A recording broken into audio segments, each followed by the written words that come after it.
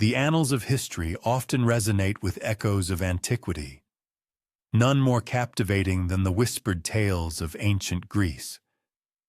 These are not mere fables, but profound narratives that have defied the relentless march of thousands of years, meticulously preserved and tenderly transmitted through countless generations.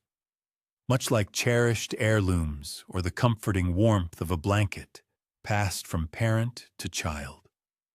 As the clamor of the modern world recedes, much like the ephemeral morning mist dissolving over the azure expanse of the Aegean Sea, an invitation extends to immerse oneself in a realm where the ordinary gives way to the extraordinary. There exists an undeniable enchantment in communing with these age-old sagas, a magic that transcends time and space. With the ambient light softened and perhaps a gentle, almost imperceptible hum filling the air, the moment arrives to embark upon a profound expedition. This journey transports one to an epoch when the divine frequently descended to walk among mere mortals, an era where every majestic mountain peak concealed a secret, and every shadowed valley harbored an untold mystery.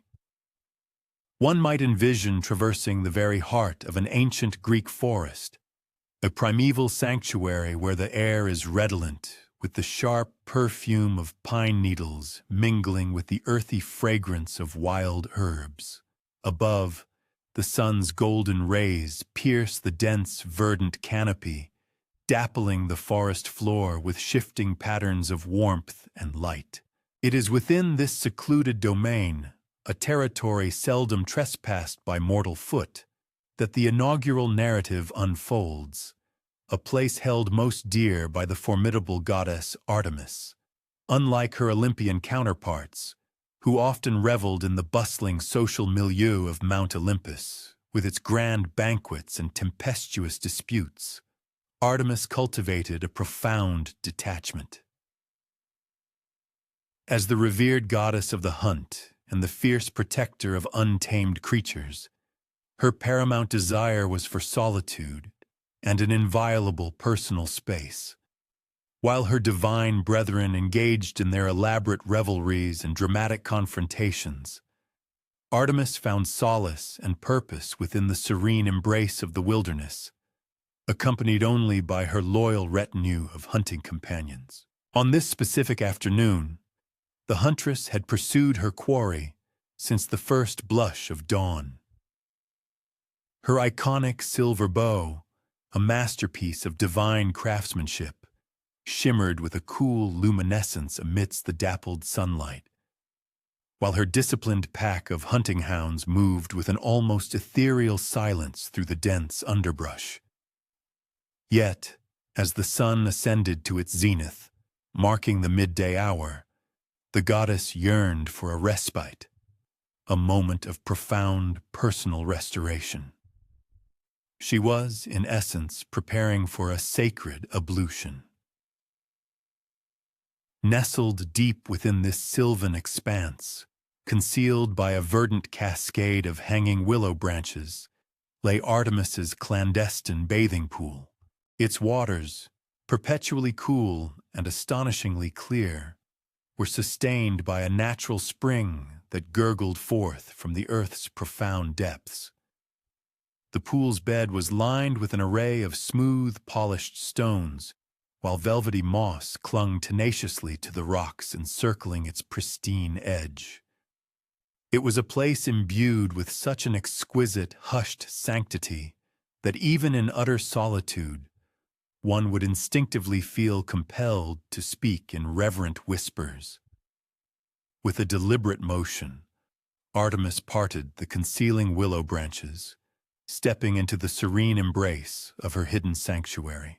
Her devoted hunting companions, the nymphs, ethereal beings who had forsaken their natural abodes in rivers and trees to serve her, immediately began assisting in the meticulous removal of her formidable hunting gear. They carefully unlaced her sturdy leather boots, gently unburdened her of the quiver brimming with silver-tipped arrows, and reverently placed aside her invaluable bow, a symbol of her divine power. The goddess, with a soft, almost imperceptible sigh of profound contentment, descended into the cool, pristine waters. This cherished ritual represented the zenith of her day, a fleeting interlude where the immense responsibilities of an Olympian deity could be momentarily shed, allowing her to simply luxuriate in the exquisite sensation of cool water, caressing her skin after an arduous morning's pursuit. Yet, the tranquility of this sacred moment was poised on the precipice of an abrupt and dramatic disruption.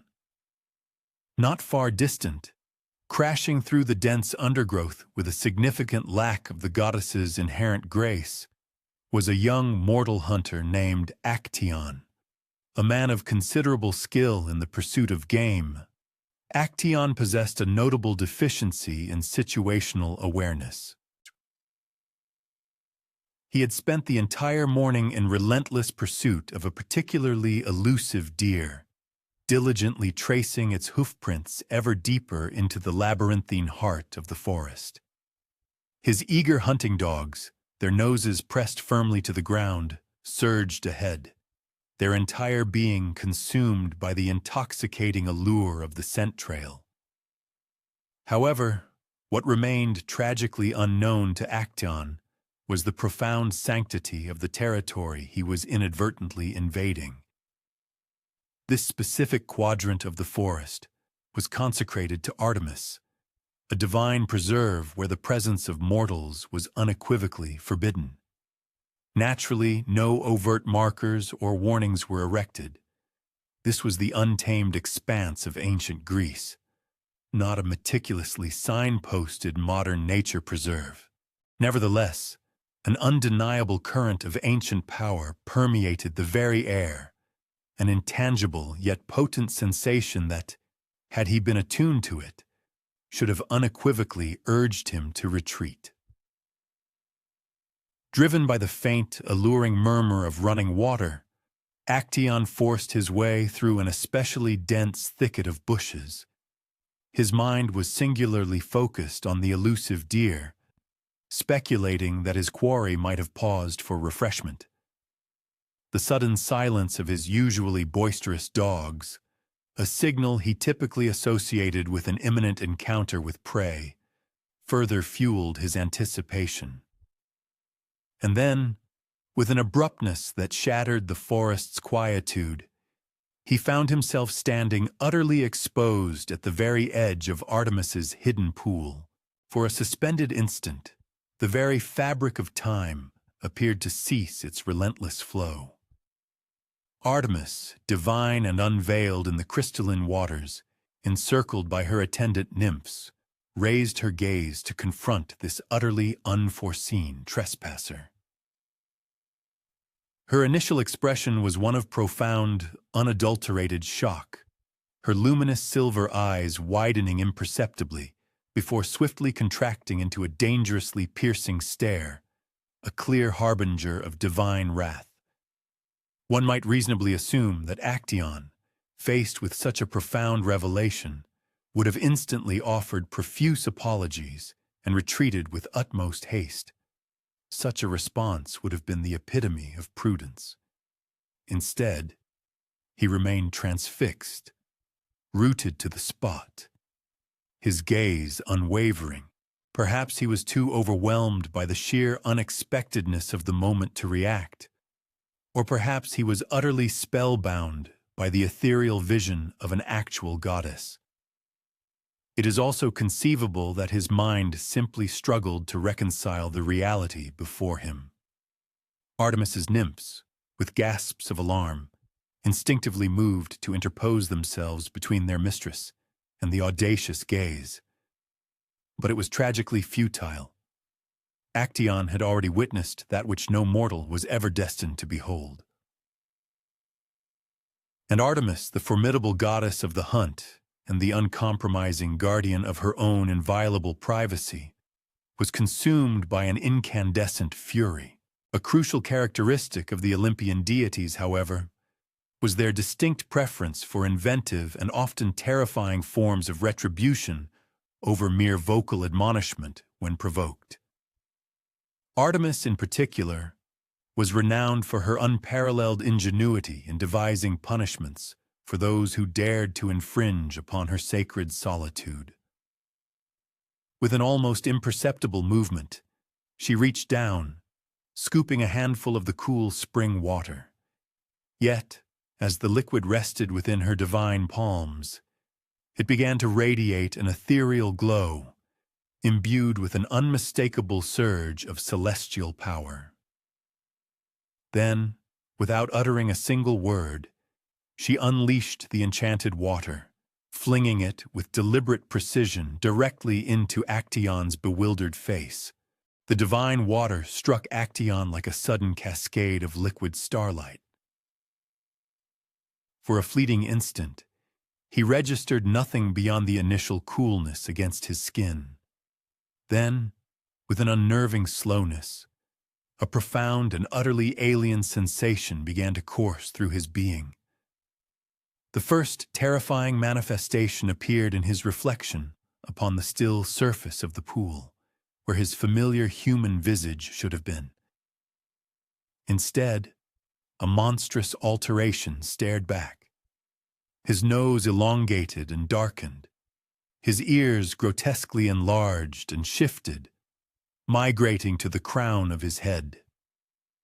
Most horrifyingly, from his very skull, a pair of nascent antlers, undeniably real and rapidly calcifying, began to sprout. In a surge of frantic desperation, Actaeon attempted to voice a cry of alarm, to utter an apology, to articulate that his intrusion had been entirely unintentional. Yet, when he parted his lips, no human utterance emerged. Instead, a terrified, guttural bleat, unmistakably that of a deer, escaped his throat. His hands, when his gaze fell upon them, were no longer hands but had grotesquely contorted into hard, cloven hooves. His garments, now far too large, sagged loosely around his rapidly shrinking and reconfiguring form. His human consciousness, with all its thoughts and fears, remained agonizingly intact, a prisoner within a body that had become, in its entirety, that of a magnificent stag. Then, a sound, familiar yet now laden with unimaginable terror, reverberated through the forest, the baying of dogs. His very own hunting pack, alerted by the commotion of his agonizing metamorphosis, came crashing through the undergrowth to investigate. Yet, their keen eyes no longer recognized their beloved master, Actaeon. All they perceived was a substantial stag standing vulnerable near their accustomed hunting ground, and their instincts, honed by countless hunts, compelled them to act precisely as they had been trained. Actaeon, in a desperate, silent plea, tried to call out to them, to somehow convey his true identity, but the language of a deer is unintelligible to dogs, and his once loyal companions, oblivious to the tragedy, saw only their rightful prey where their master had so recently stood. The ensuing events unfolded into perhaps the most profoundly tragic chapter of this entire narrative. Actaeon, his human intellect agonizingly intact, yet imprisoned within the agile body of a deer, was forced to flee for his very life from his own cherished hunting pack. He plunged through the dense forest, his new form leaping over fallen logs and deftly weaving between ancient trees, while behind him, his dogs pursued with the relentless zeal they had always exhibited when hunting alongside him. He ran until his newfound deer legs trembled with utter exhaustion, seeking desperate refuge behind ancient rocks and within impenetrable thickets. Yet, inevitably, as the sun began its descent towards the horizon, casting long, mournful shadows, His loyal, unwitting hounds finally closed in. Meanwhile, at the now quiet bathing pool, Artemis had completed her ablutions and meticulously redonned her formidable hunting attire. Her nymphs, still gathered closely, murmured amongst themselves, their hushed conversations revolving around the audacious mortal who had so brazenly intruded upon their sacred domain. A solitary nymph, her voice barely above a whisper, ventured a question, tinged with a hint of trepidation. Was such a harsh fate truly necessary? He appeared so young, perhaps merely a lost wanderer. Artemis, with an air of unyielding resolve, retrieved her magnificent silver bow, testing its taut string with a single elegant finger. The resulting soft, musical resonance echoed briefly through the hushed forest. Privacy is a divine right, held sacred above all else, she declared, her voice devoid of emotion. Mortals must be taught that certain boundaries are inviolable, never to be transgressed, regardless of intent or accident. She then paused, her gaze distant, intently listening to the faint, yet unmistakable sounds emanating from the deeper reaches of the forest.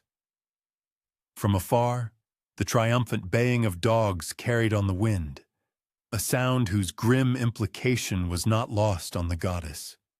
Moreover, she added, her tone perhaps subtly softened, betraying a flicker of something akin to reflection. He was a hunter. He intimately understood the profound and often brutal relationship between predator and prey. Now, by divine decree, he has been granted the unique, albeit tragic, experience of both sides of that eternal struggle.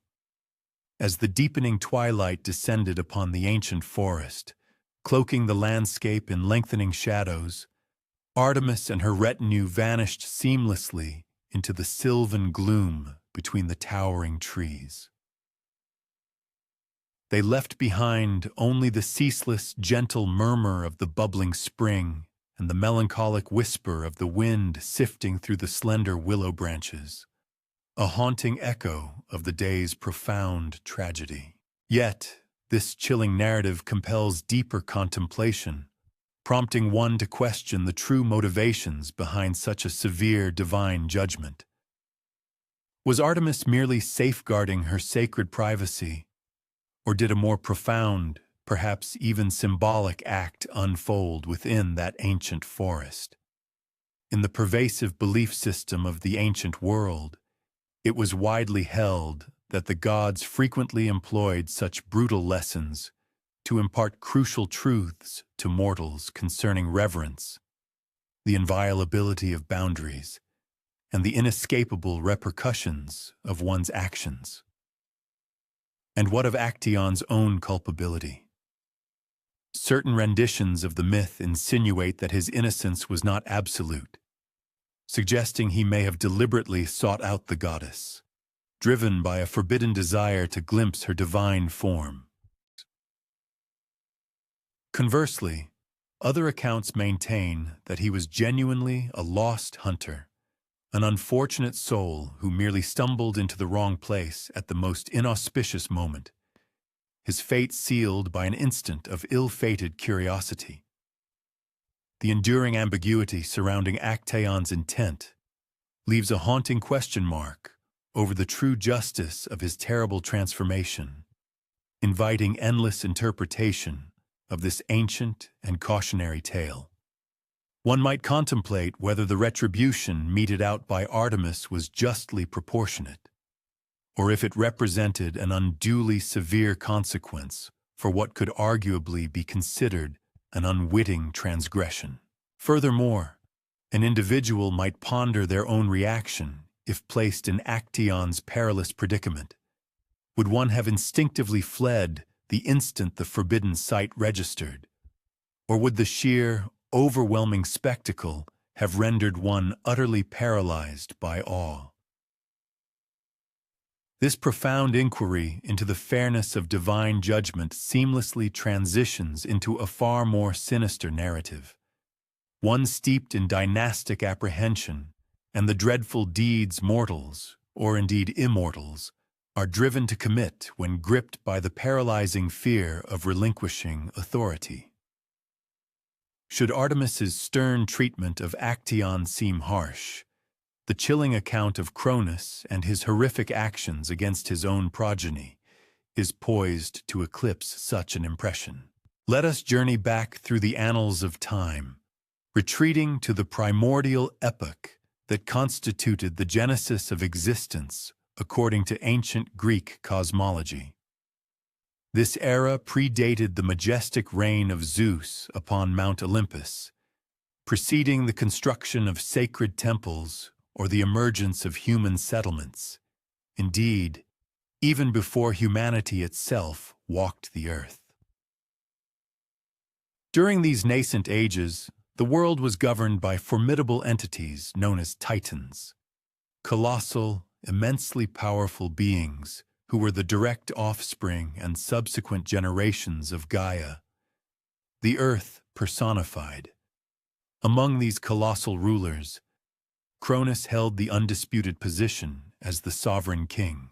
It is crucial to understand that Cronus did not ascend to his royal station through any form of democratic mandate or a peaceful, hereditary succession. On the contrary, he seized dominion by perpetrating a heinous act against his own progenitor, Uranus, employing a crescent-shaped blade thoughtfully provided by his mother. Cronus, with ruthless determination, assailed Uranus, orchestrating a violent overthrow, a cataclysmic coup that sent tremors through the very fabric of reality and reshaped the cosmic order. One might logically presume that the successful vanquishing of his father would have instilled in Cronus an unshakable sense of security regarding his newfound power. However, the exact opposite proved true. Each passing day, he was tormented by the gnawing apprehension that a similar fate might befall him. Every night, as he sought slumber, his mind was plagued by the unsettling question of whether one of his own offspring might be secretly conspiring against him, mirroring the very betrayal he had orchestrated against his father.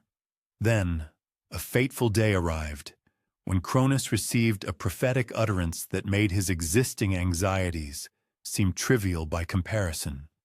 This dire prediction emanated from the Fates themselves, three venerable sisters possessing the uncanny ability to perceive the intricate threads of destiny woven into the future.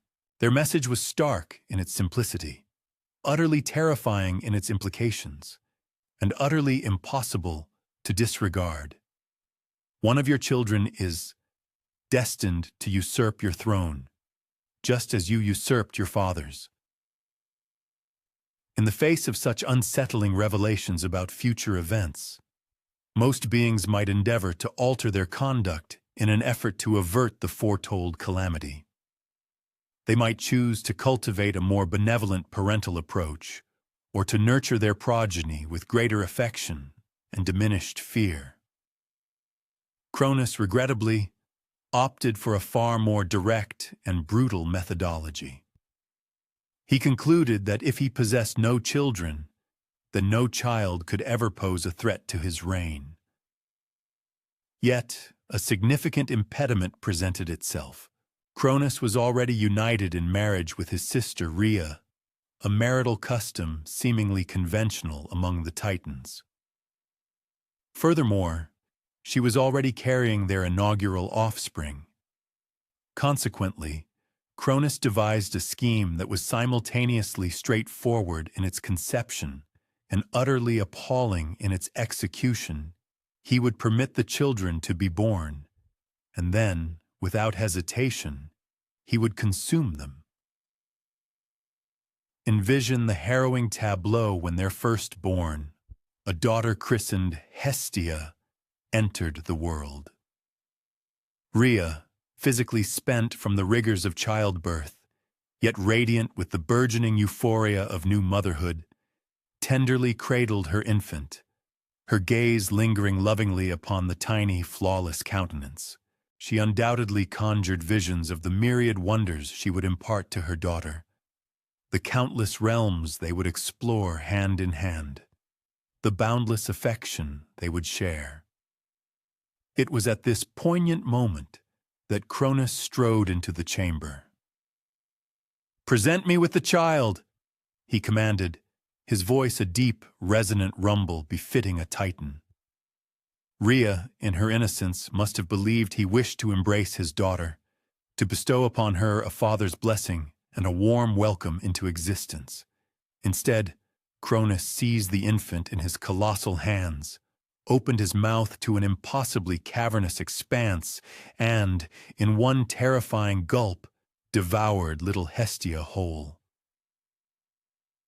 One can only begin to fathom the unutterable horror that must have engulfed Rhea. The mind struggles to conjure her piercing shrieks, her desperate, futile attempts to intervene, her utter incapacity to comprehend the monstrous rationale behind her husband's unspeakable act. Yet, Cronus merely wiped his mouth with an air of cold satisfaction and departed, convinced that he had successfully neutralized at least one potential challenge to his formidable throne. The truly agonizing aspect of this unfolding tragedy was that it was not an isolated incident of deranged impulsivity. When their second child, a daughter named Demeter, was born, the identical horror transpired. Cronus seized the infant and swallowed her entirely. Next came Hera, their third offspring, destined for the same dreadful fate. Then Hades, their first son, vanished in a singular, swift gulp. Subsequently, Poseidon, their second son, suffered another horrifying gulp, another innocent child disappearing into the vast, insatiable maw of their father. At this juncture, one might reasonably inquire about the destination of these children, once Cronus had consumed them. Were they consigned to oblivion?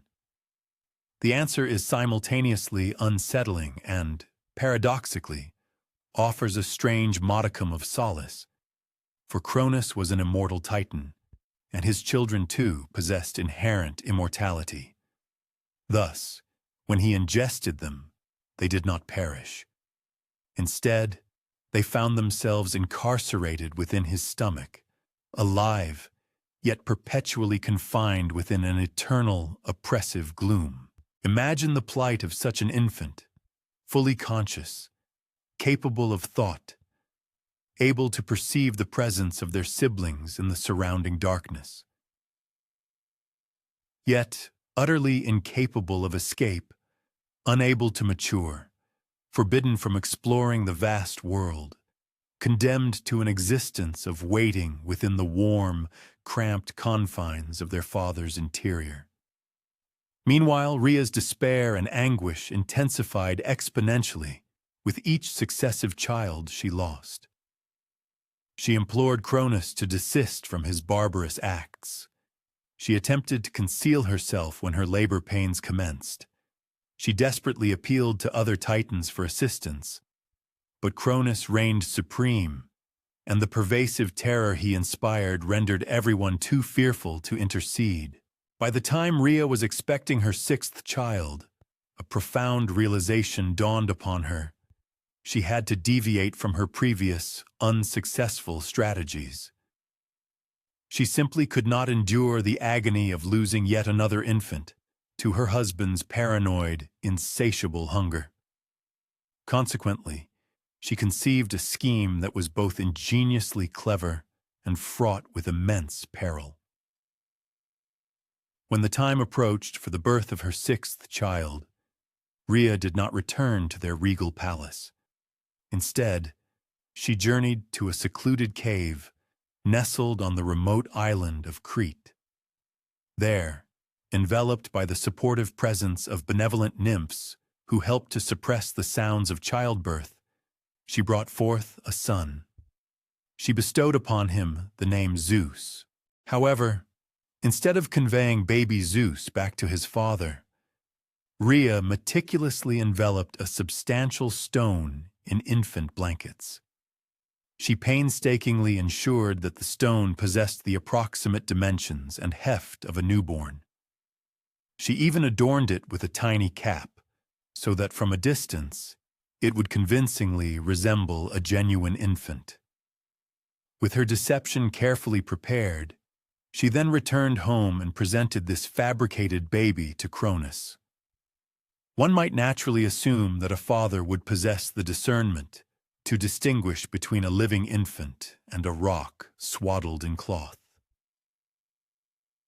Yet, it must be recalled that Cronus harbored no paternal desires. His entire focus was consumed by the eradication of perceived threats to his dominion, rendering him so utterly detached that he never bothered to truly observe his children before devouring them. Thus, when Rhea tendered the bundle to him, Cronus accepted it without any genuine scrutiny and swallowed the stone whole, precisely as he had consumed his 5 preceding offspring. Concurrently, baby Zeus remained secreted within the cave on Crete, where he was lovingly nurtured by the nymphs and sustained by a diet of sweet honey and the rich milk of a magical goat named Amalthea.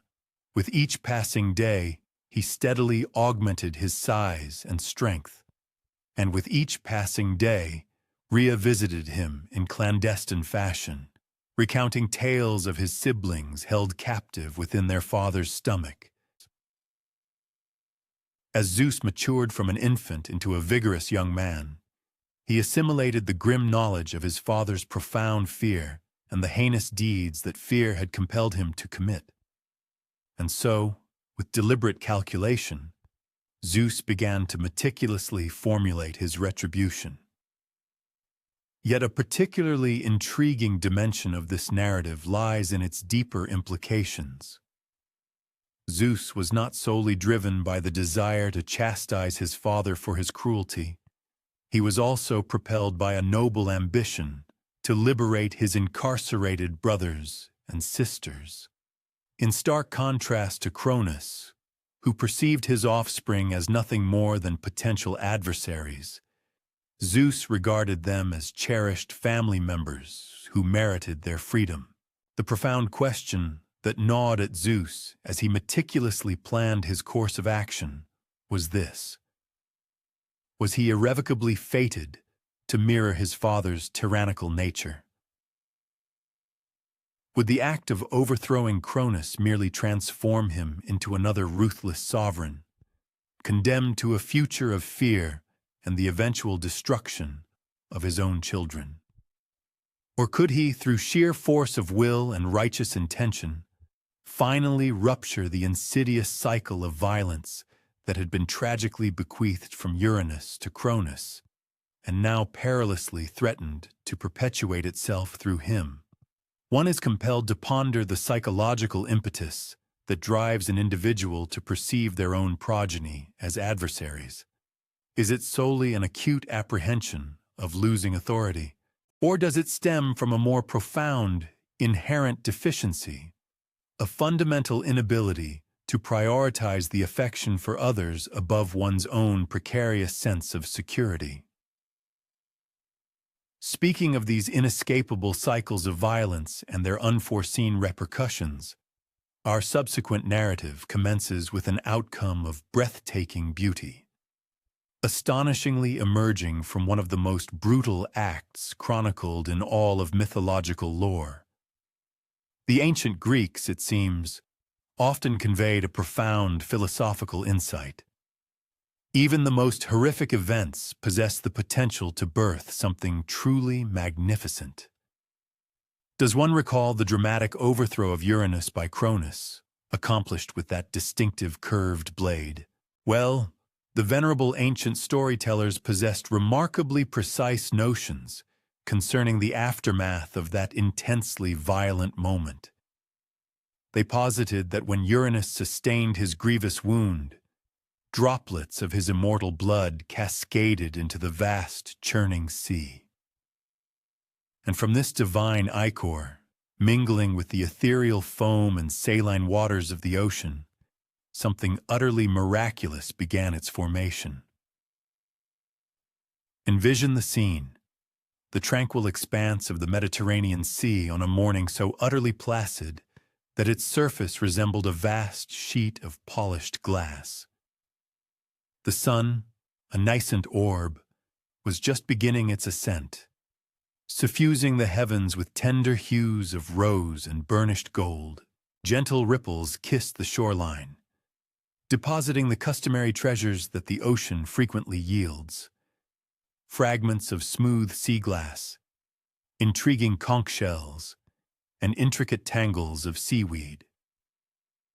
However, on this particular morning, the undulating waves were conveying something entirely unprecedented, something unlike anything witnessed before. Initially, it presented as mere sea foam, the effervescent white froth that materializes when waves collide with rugged rocks. Yet, this particular foam was distinctly different. It emanated a soft, lustrous glow, reminiscent of mother-of-pearl. Unlike ordinary foam, it did not dissipate. Instead, it progressively expanded in size and intensified in luminosity as it gracefully drifted towards the shore. And then, with exquisite slowness and unparalleled grace, a resplendent figure began to ascend from within the radiant foam. This indeed was Aphrodite, the venerated goddess of love and beauty, being born directly from the very heart of the sea itself. The ancient Hellenic civilization harbored precise notions regarding the quintessential embodiment of aesthetic perfection. Aphrodite transcended mere comeliness, representing the very essence of pulchritude made corporeal. Her tresses, a radiant cascade, captured the nascent dawn's luminescence, shimmering like finely spun aurum. Her epidermis possessed the flawless, satiny texture of a lustrous pearl. Her gaze, profound as the cerulean depths of the summer sea, held in captivating allure. Beyond her exquisite corporeal attributes, an ethereal quality permeated Aphrodite's aura, imbuing her surroundings with an enhanced splendor. The effervescent sea foam encircling her form glistened with the brilliance of countless gemstones.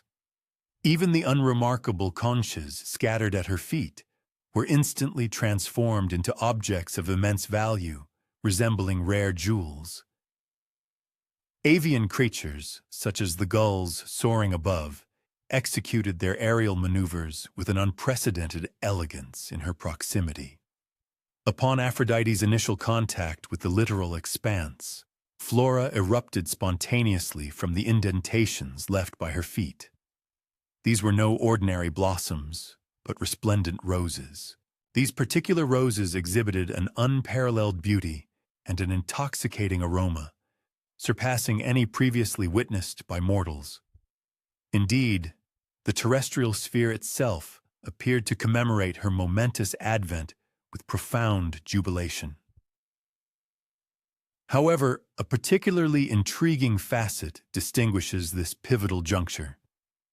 Aphrodite materialized in a state of complete maturity, endowed with an innate, comprehensive understanding of her identity and the full scope of her divine capabilities. In stark contrast to human infants, who embark upon a protracted journey of discovery and acquisition of knowledge, she instantaneously apprehended her divine status and recognized that her purview encompassed the multifaceted spectrum of love. Yet, as Aphrodite swiftly ascertained, the intricate tapestry of love proved considerably more labyrinthine than merely instilling sentiments of felicity. Among her initial observations was the profound impact her very presence exerted upon the surrounding fauna and flora.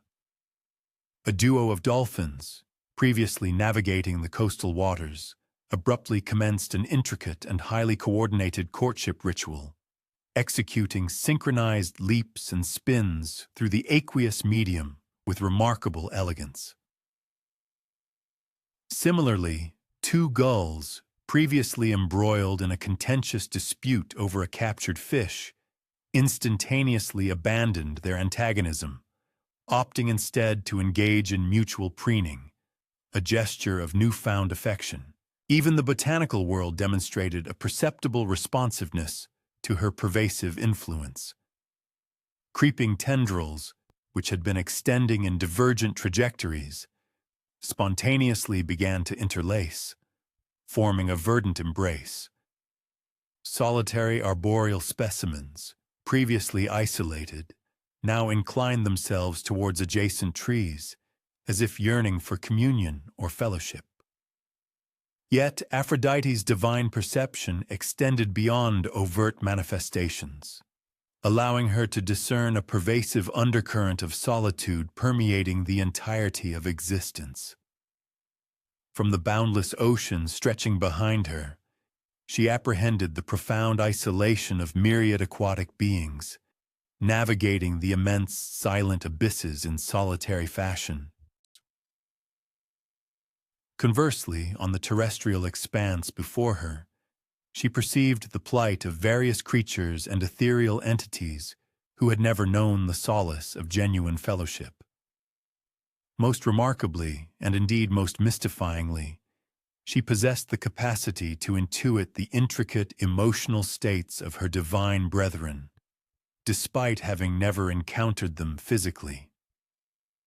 In a distant realm, she discerned the complex interplay of power and immense responsibility within Zeus's psyche. She empathized with Hera's perpetual internal conflict, a poignant tension between profound affection and corrosive envy. Furthermore, she registered the poignant solitude of Artemis, a goddess who, despite her deliberate embrace of isolation, occasionally harbored an introspective query regarding unexperienced aspects of life. It was at this critical juncture that Aphrodite formulated a monumental resolution, one destined to profoundly impact both the immortal pantheon and the mortal realm for eternity. Her resolve crystallized. Her divine function would extend beyond merely embodying love. She would proactively engineer circumstances conducive to its burgeoning and proliferation. Her initial endeavors were modest, focusing on the immediate inhabitants of her nascent environment. She subtly impelled the aquatic mammals, the dolphins, to seek out suitable partners for companionship. She facilitated the union of solitary avian creatures of the sea with prospective consorts. Her influence even extended to manipulating the very currents of the ocean, orchestrating the convergence of Piscean life that had previously navigated the waters in isolation. However, as she traversed the literal expanse, immersing herself in the exploration of this nascent world into which she had been divinely ushered, Aphrodite commenced to apprehend that the phenomenon of love was not invariably a straightforward benediction. Witnessing a pair of crustaceans engaged in a ferocious territorial dispute, she discerned that the profound impulse to safeguard cherished attachments could, at times, engender strife and contention. Observing a maternal avian fiercely repelling other birds encroaching upon her nest, she grasped that love frequently entailed elements of possessiveness and envious sentiment. Perhaps most astonishingly, she ascertained that her mere divine presence possessed the inherent capacity to precipitate unforeseen complications. Upon encountering a pod of juvenile dolphins, they were instantaneously captivated by her, forsaking their existing bonds and trailing her reverently along the coastline. Consequently, she was compelled to cultivate mastery over her profound influence, employing it with deliberate circumspection rather than permitting its indiscriminate sway over all who encountered her. This marked Aphrodite's inaugural pedagogical experience regarding the weighty responsibilities intrinsically linked to her formidable divine attributes. Her role as the goddess of love, she realized, transcended the simplistic act of universally instigating amorous attachments.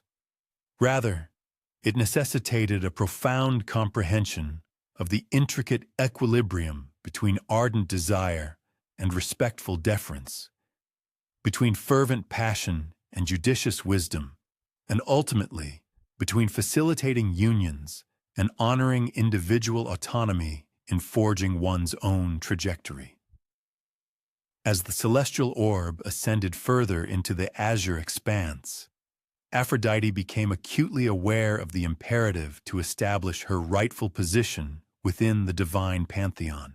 She possessed an inherent awareness of the existence of her counterparts, other immortal entities, each presiding over distinct domains and possessing unique individual temperaments.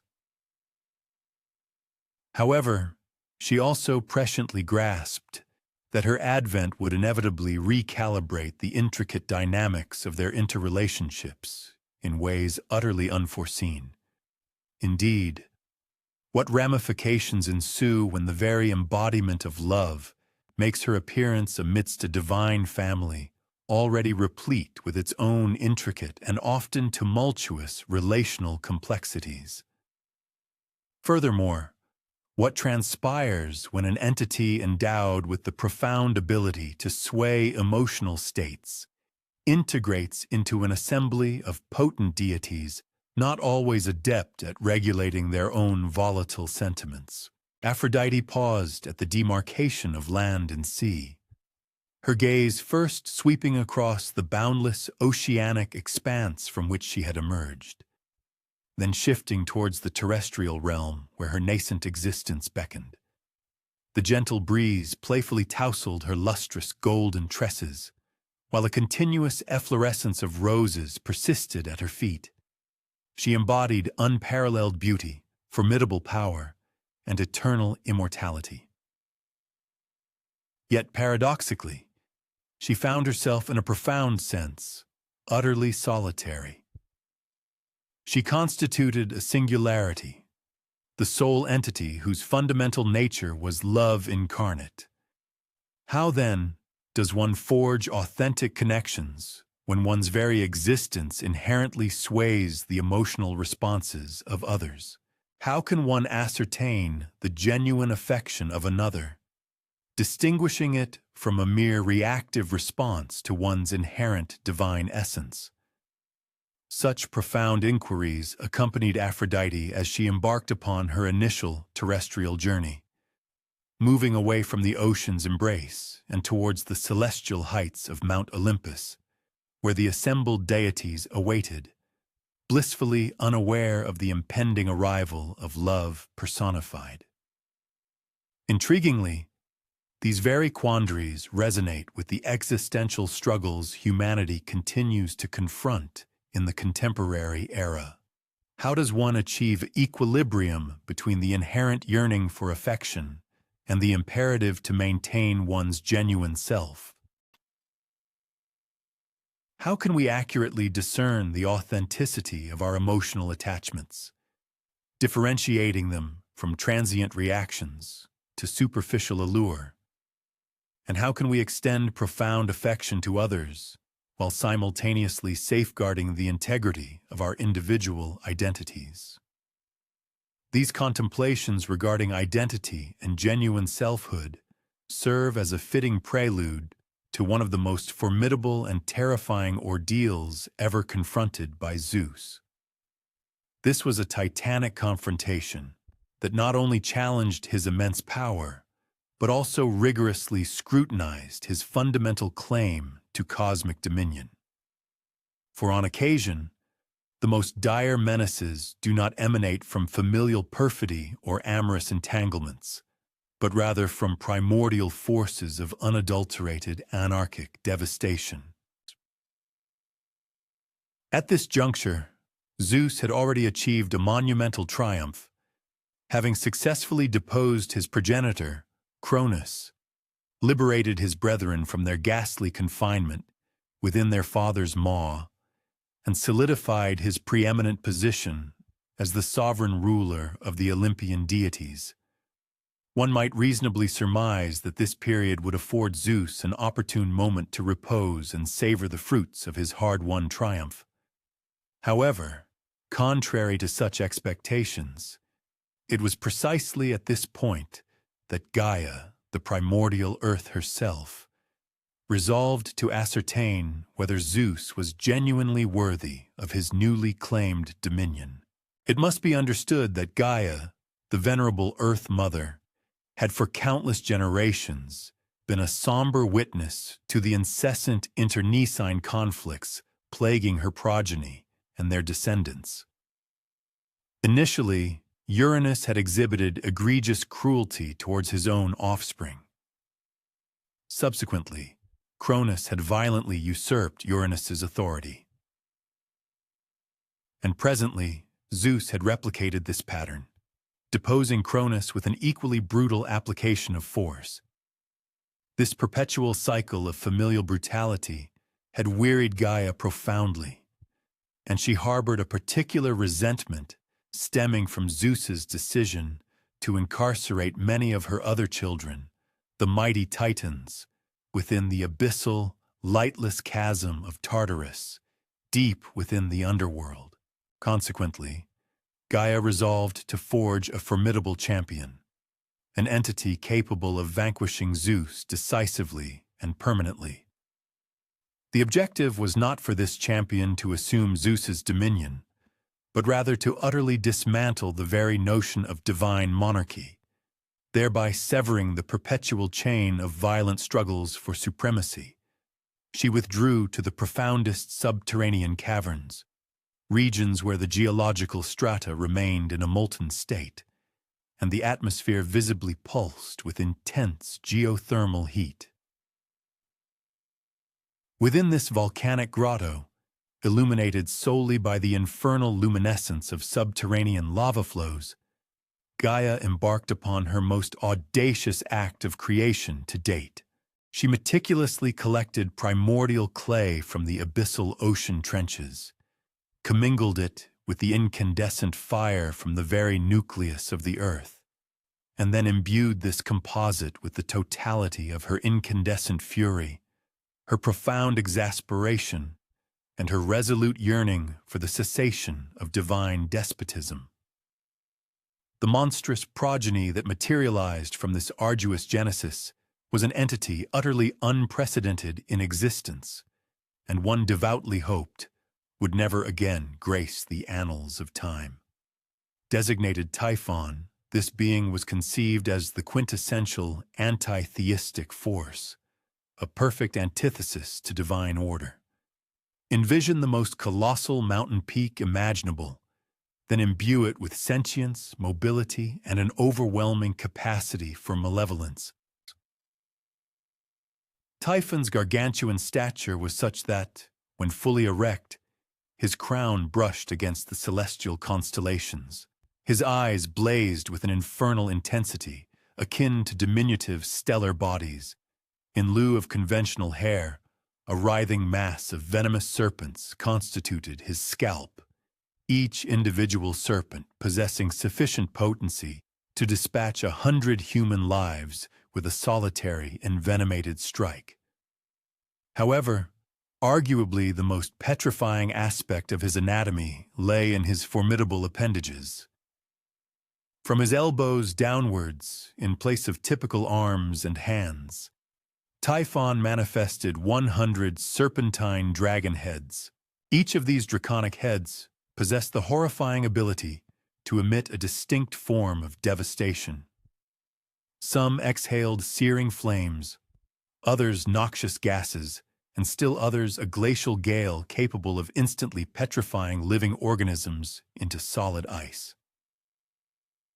Upon Typhon's initial cataclysmic emergence from the chthonic depths, his mere act of assuming an upright posture precipitated seismic tremors that convulsed the entirety of the then-known world.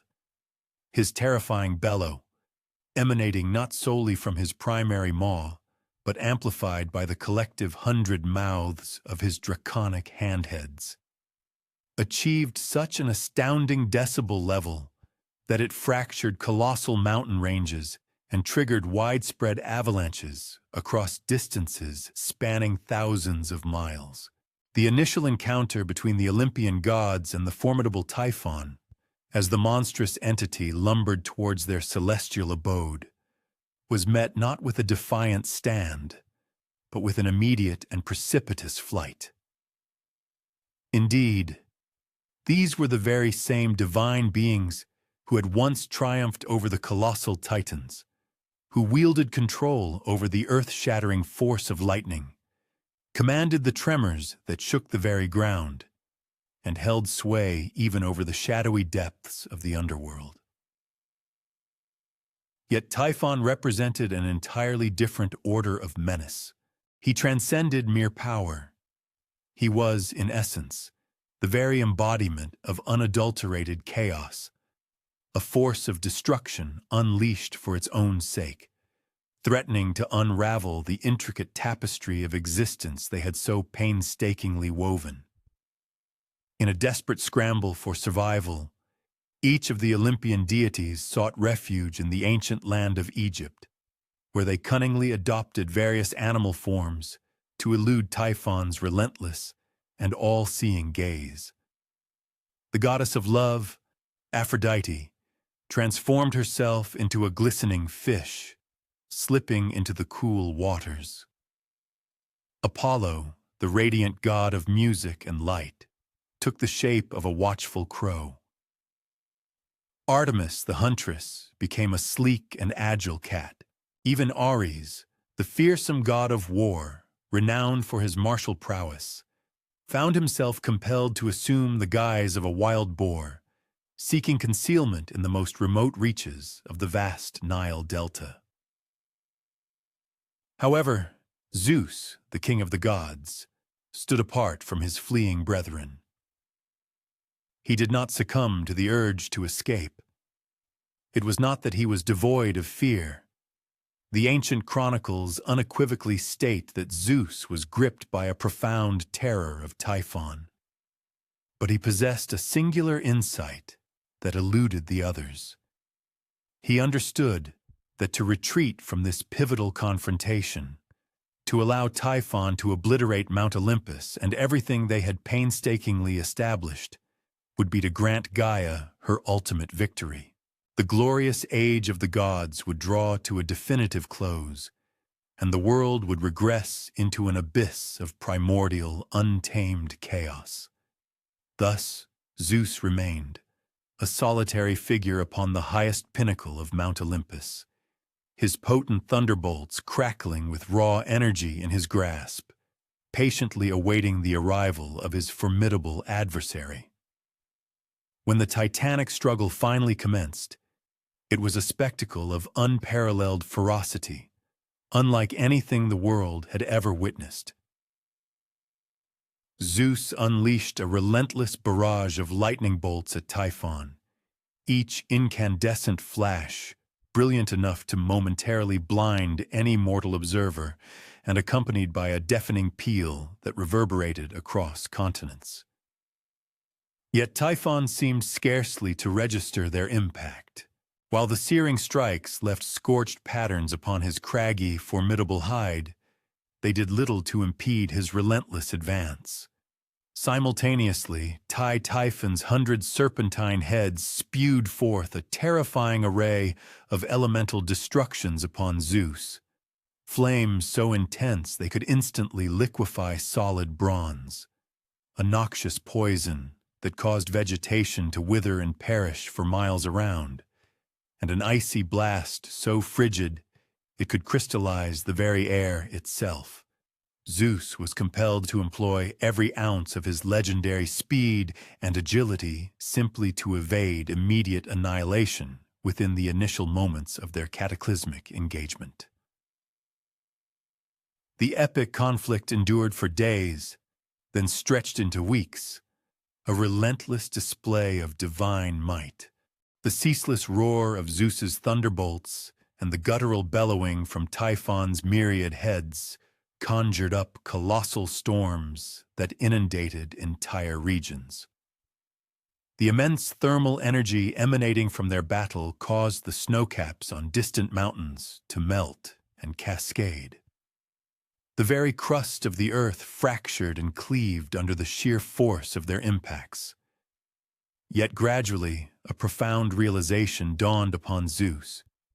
He could not hope to prevail in this engagement through brute strength alone. Typhon was simply too immensely powerful, too inherently resilient, too utterly saturated with destructive energy. Each time Zeus believed he had gained a fleeting advantage, Typhon would unleash some novel and devastating form of assault, invariably forcing Zeus back into a defensive posture.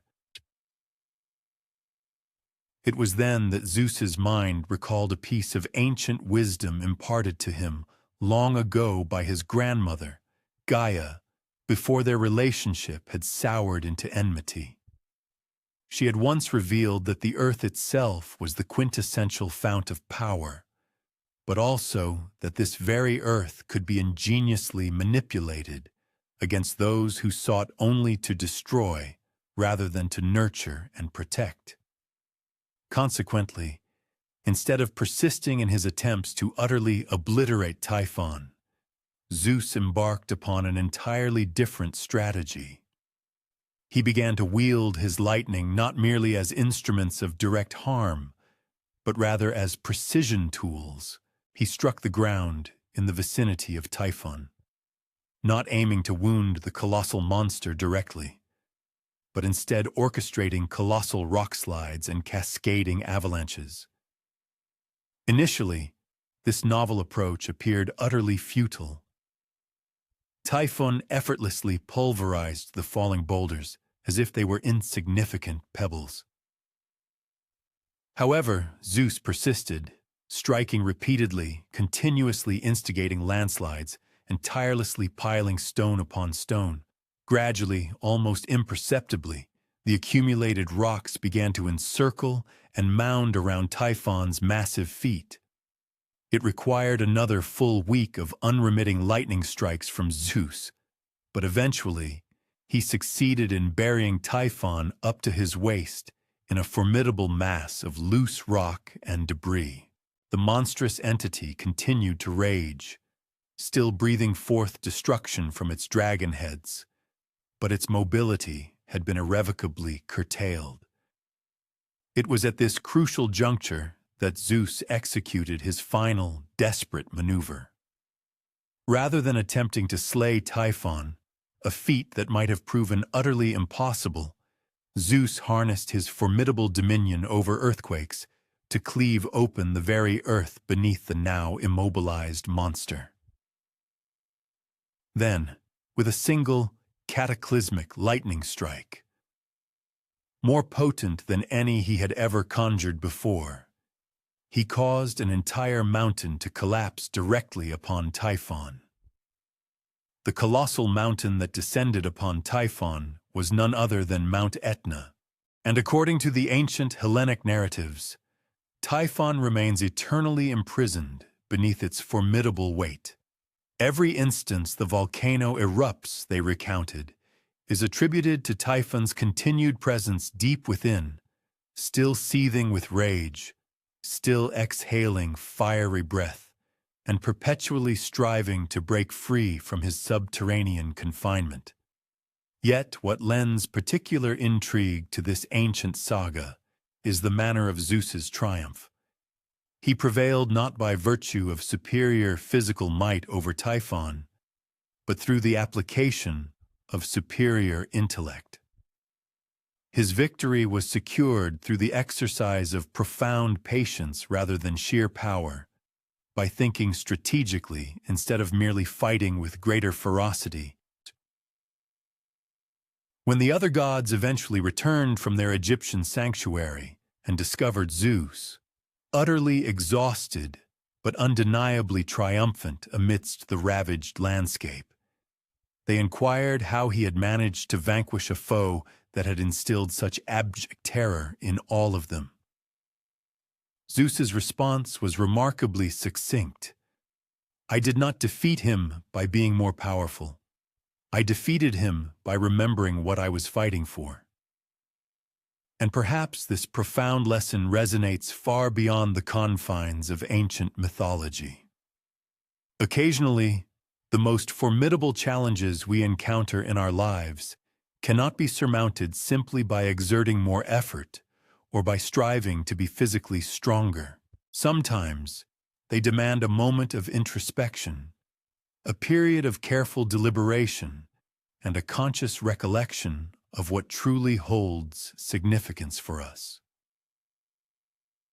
This powerful notion of remembering the fundamental purpose behind our struggles now guides us to one of the most celebrated heroes in the entirety of Greek mythology, and to a narrative that illustrates how, at times, the most crucial battles are waged not against individual monsters, but against the very systems that engender such monstrous entities in the first place.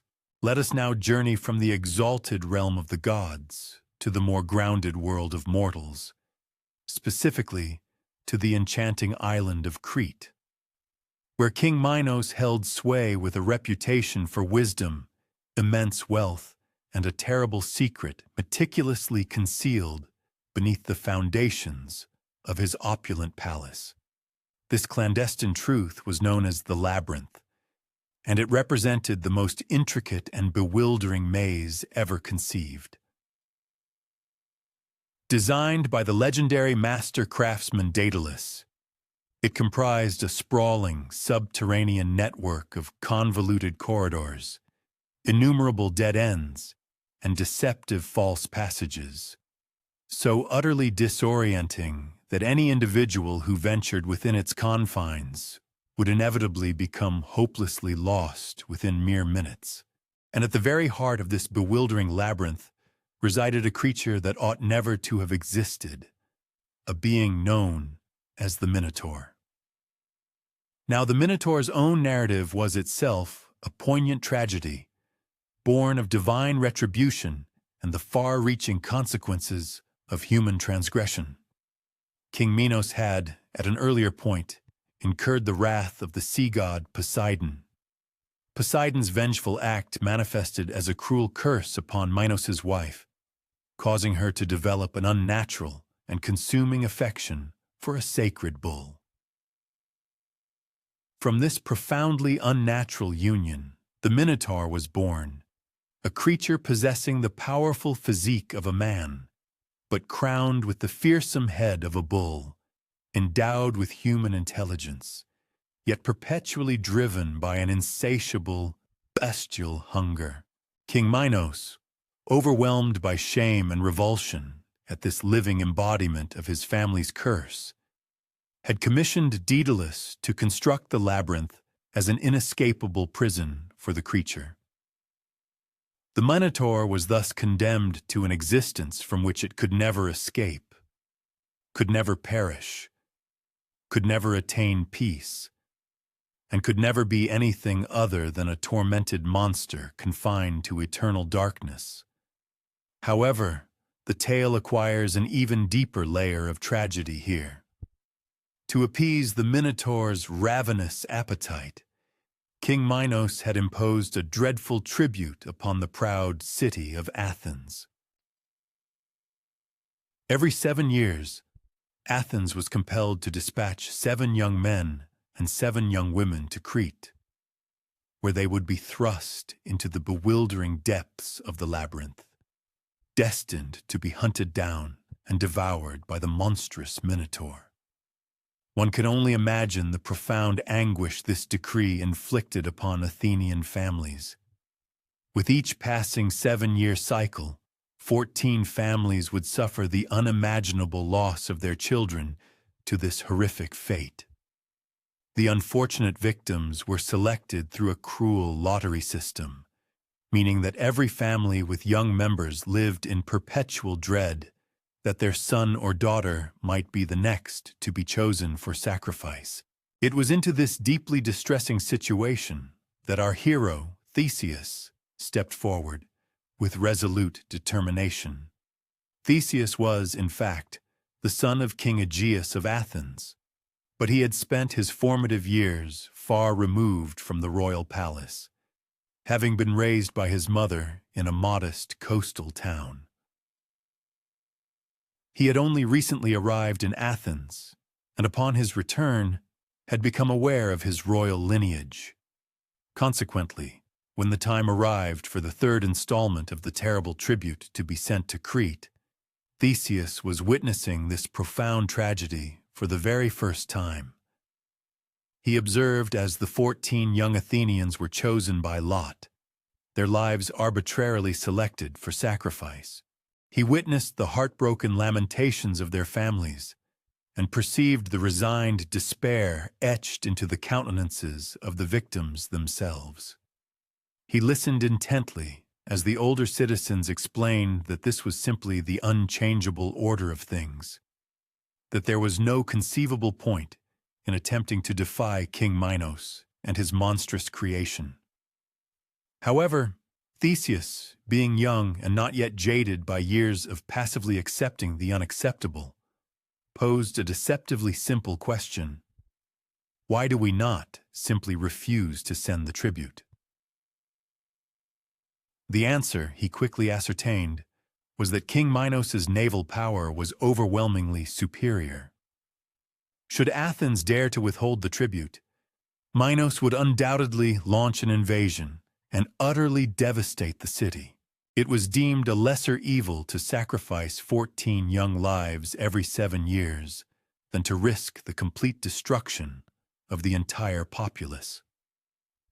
This grim logic failed to satisfy Theseus in the slightest.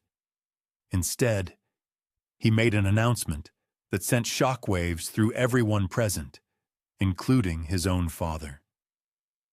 He declared that he would volunteer to be one of the 14 tributes, and he vowed to personally slay the Minotaur. King Aegeus was utterly aghast. He had only just been joyfully reunited with his long-lost son, and now Theseus expressed a desire to recklessly throw his life away on what appeared to be an utterly impossible endeavor.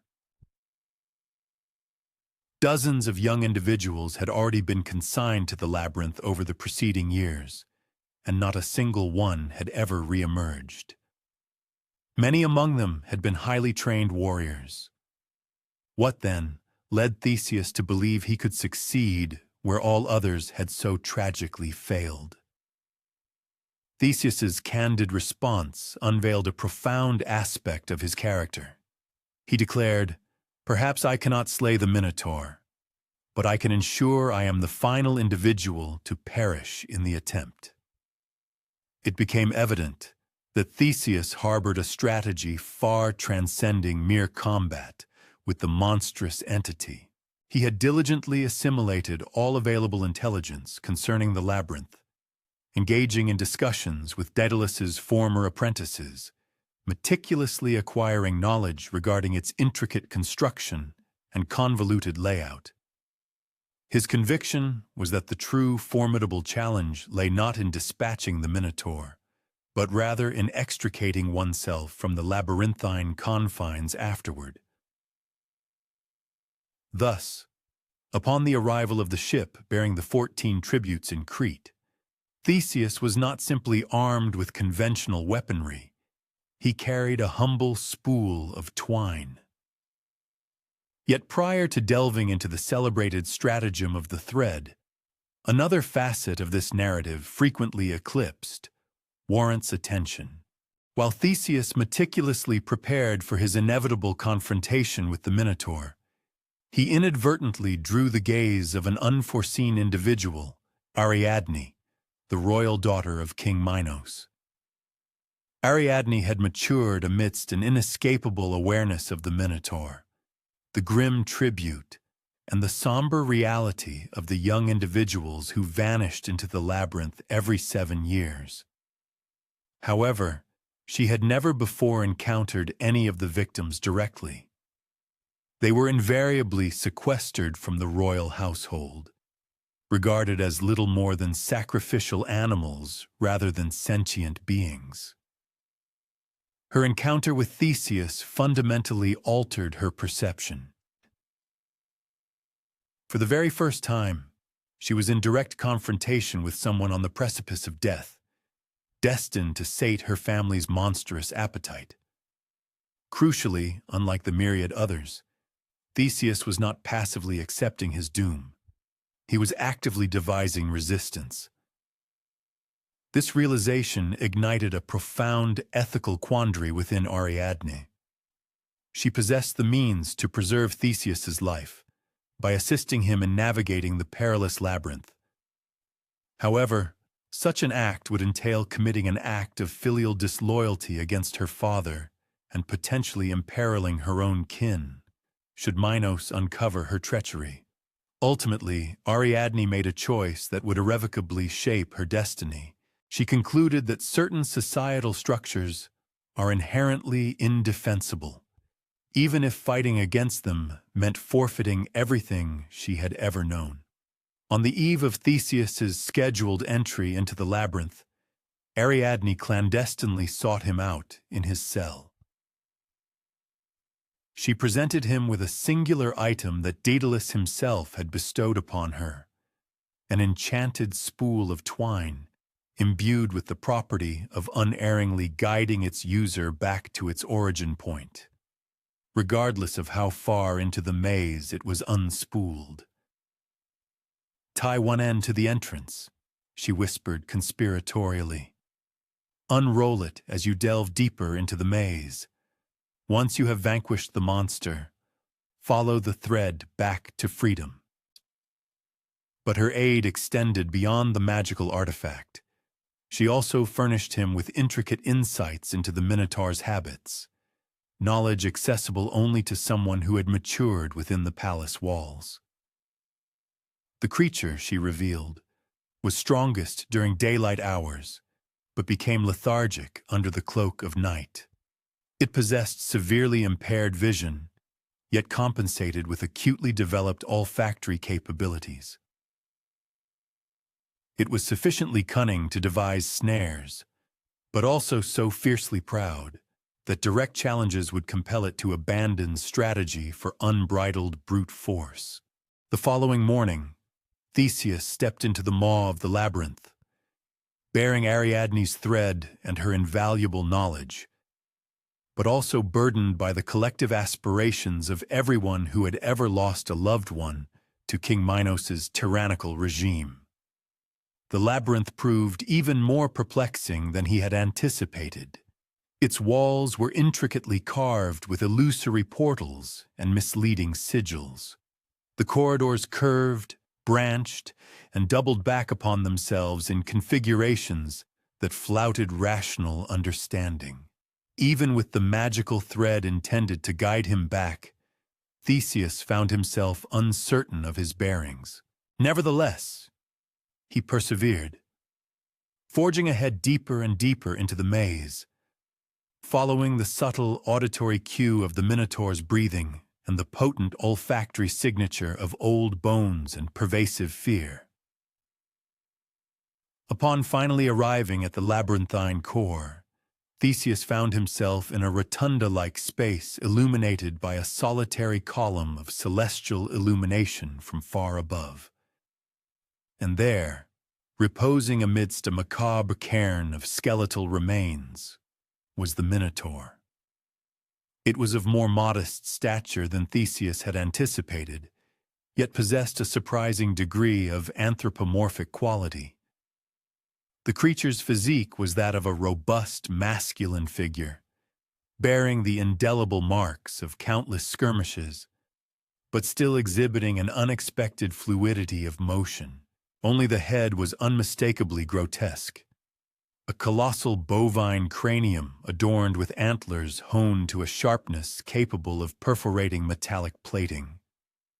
For a moment, Theseus paused in contemplation. This entity transcended the simplistic categorization of a mere beast. It was simultaneously an unfortunate casualty of circumstance. A creature bereft of agency in its own monstrous genesis, eternally confined in darkness and sustained by the forced consumption of innocent lives. But then Theseus recalled the countless youths who had perished in this very chamber, and he knew with chilling certainty that compassion extended to the creature would inevitably entail continued death for future innocents. The battle itself, though of surprisingly brief duration, was yet no less arduous. The Minotaur fought with a ferocity born of prolonged incarceration, a desperate struggle against its inescapable fate. But Theseus fought with the unyielding resolve of an individual embodying the collective aspirations of everyone who had ever been sacrificed to uphold an unjust system. When the brutal confrontation concluded, Theseus followed Ariadne's thread back through the serpentine corridors to the entrance of the labyrinth. Behind him, he led the other 13 Athenian tributes who had been waiting near the entrance, scarcely permitting themselves the luxury of optimism that rescue was possible. However, Theseus's story extends far beyond his mere flight from Crete, because vanquishing the monster was merely the initial salvo in the arduous endeavor of systemic transformation that had engendered the monstrous entity initially. And that, perhaps, is the profoundest pedagogical insight of this ancient tale. True bravery resides not solely in confronting the beast. It is found in facing the protracted, arduous undertaking of constructing a society where such monsters are rendered obsolete. Imagine for a moment the most peculiar cephalalgia in the annals of the cosmos. You awaken one morning, and your cranium feels as though it might cleave asunder. But you are Zeus, sovereign ruler of the Olympian pantheon, so your headaches seldom conform to conventional maladies. This specific dawn on Mount Olympus commenced in its customary fashion. The sun god Helios was just beginning to pilot his celestial conveyance across the sky, suffusing the polished marble pillars of the great palace in soft golden light.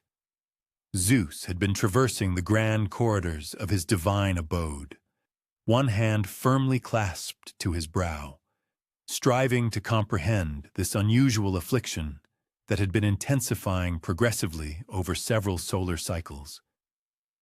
Indeed, months earlier, Zeus had received a disturbing oracle. The Fates, that primordial sorority who meticulously spun the tapestry of destiny, had imparted a hushed revelation that caused even the formidable Lord of Lightning to momentarily halt. They foretold that Metis, his initial consort and the divine embodiment of sagacity, would bear him a child destined one day to usurp his dominion, just as Zeus himself had overthrown his own father, Cronus.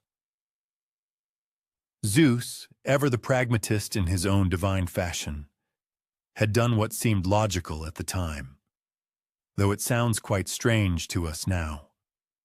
He had ingested Metis in her entirety, thinking this act would avert the fulfillment of the ominous prediction. But wisdom, as it turns out, is not so readily suppressed or confined. Even inside Zeus's colossal form, Metis persisted in nurturing their progeny, and that child underwent progressive maturation, acquiring knowledge and expanding within the most unprecedented intracranial incubator imaginable. For months, Zeus perceived the child's stirring, cogitation, and even fabrication inside his head. One might ponder the sensation of having someone constructing things within one's skull. The percussive symphony of minute mallets upon metallic surfaces reverberated through Zeus's mind day and night. The child, it seemed, was already engaged in industrious labor, inventive construction, and meticulous readiness for the world outside. This morning, however, The affliction had escalated to an intolerable degree. Zeus immediately summoned Hephaestus, the deity presiding over pyrotechnics and metallurgy, who was also his son. Hephaestus arrived at the palace with his cupriferous cleaver still radiating residual heat from the smithy. Grime streaked across his muscular limbs, wondering why his father had commanded his immediate presence with such dispatch. "My head," Zeus articulated simply, and Hephaestus comprehended implicitly. Gods possess an innate capacity for intuitive understanding, obviating extensive exposition. Hephaestus had, in fact, been anticipating this momentous occasion, had even envisioned its unfolding in his workshop during quiet afternoons, when the only sounds were the rhythmic striking of hammer on anvil. They stood together on the most elevated area of the palace, where the morning air was rarefied and pristine. Below them, the human realm pursued its quotidian routines. Farmers inspecting their oleaginous orchards, fishermen repairing their piscatorial implements, children frolicking in sun-baked enclosures. Unbeknownst to them all, they were on the precipice of observing a divine parturition. Hephaestus lifted his formidable cleaver, and with one meticulous, deliberate blow, he cleaved Zeus's cranium asunder. What transpired next was so unprecedented that even the other gods, who had witnessed many strange phenomena, silenced their discourse and gazed in astonished reverence. From Zeus's head materialized a mature feminine figure, already adorned in resplendent panoply that seemed to have been forged from the very essence of celestial luminescence. Her helmet intercepted the nascent solar illumination and refracted it in dazzling coruscations. Her spear was impeccably poised, her shield burnished to a reflective sheen. This was Athena, divine patroness of sagacity and martial prowess, born not in the vulnerable guise of an unformed babe, but as a fully actualized entity, ready to assume her rightful place among the gods. But here is what made this moment yet more profoundly astonishing. Athena's inaugural action involved not vocalization or locomotion, but profound contemplation. One could discern it in her cerulean gaze, the way they assimilated her surroundings with meticulous discernment. She scrutinized the structural design of the palace, perceiving the precise intercolumniation and its inherent rationale. She observed the way light moved across the marble floors and grasped the underlying quantitative principles. When she finally spoke, her voice was serene and deliberate. "Father," she addressed Zeus, "I understand now why I was preserved securely within your mental realm. The mortal sphere presents a multitude of tasks awaiting execution." Zeus, gently caressing his miraculously restored brow, beamed with a dual expression of alleviation and paternal satisfaction. The compelling narrative surrounding Athena's genesis profoundly illustrates the fundamental virtues held in highest esteem by the Hellenic people of antiquity. Her miraculous advent did not stem from fleeting ardor or a capricious twist of fate, but rather from the very essence of cogitation, bursting forth from the mighty intellect of Zeus himself. This immediate, complete manifestation underscored a core belief. True sagacity is not a cumulative process, slowly accruing over time. Instead, it materializes in its entirety, poised and prepared to confront any intricate dilemma or formidable obstacle that may arise. During the subsequent unfolding of days, the nascent goddess embarked upon a thorough exploration of the celestial heights of Mount Olympus. Her peregrinations were marked by an almost childlike wonder, akin to an individual encountering the cosmos for the very first time. yet simultaneously imbued with the profound comprehension of one who had meticulously contemplated its intricacies for an eternity. Her journey led her to the smoky forge of Hephaestus, the divine artisan, where she observed and absorbed the intricate principles of metalworking, engineering, and the profound artistry inherent in creation and construction. Conversations with the radiant Apollo unveiled the ethereal realms of music and poetry, revealing to her an instantaneous grasp of how rhythmic patterns and metrical structures coalesce harmoniously to engender profound aesthetic splendor. However, it was the vibrant, often tumultuous tapestry of the mortal realm unfolding far beneath her divine perch that captivated her intellect most intensely. From her elevated perspective, she witnessed burgeoning city-states grappling with the formidable task of establishing coherent societal frameworks, their inhabitants striving arduously to unravel the complex conundrums of jurisprudence and effective governance, while dedicated artisans tirelessly endeavored to refine and master their specialized trades.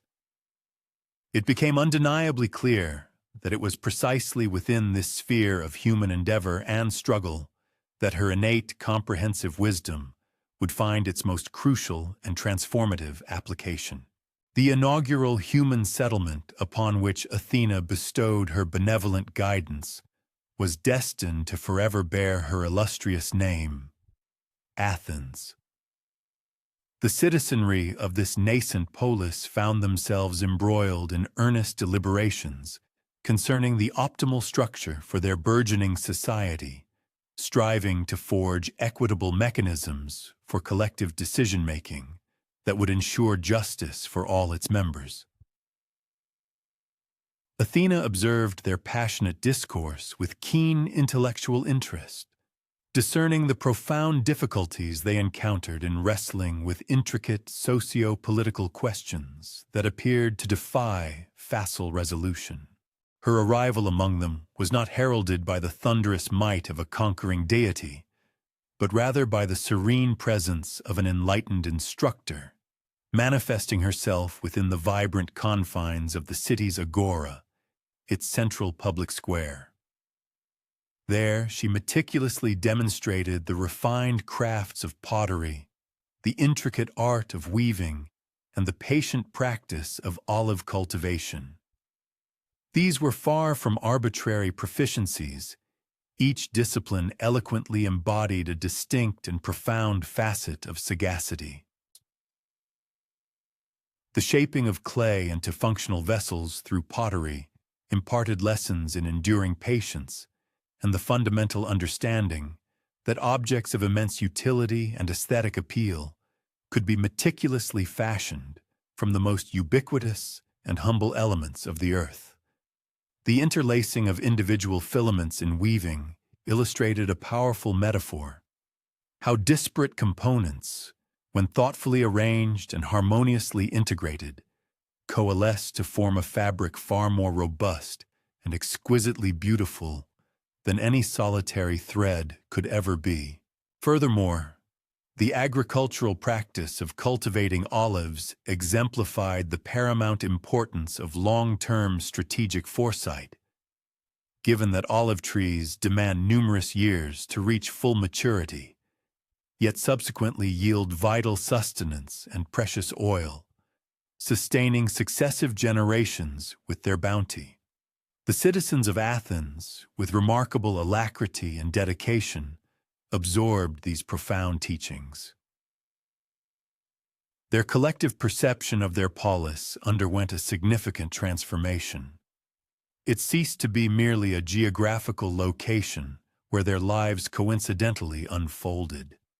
Evolving instead into a dynamic entity, they possessed the capacity to meticulously mold and progressively elevate through the application of diligent contemplation and persevering effort.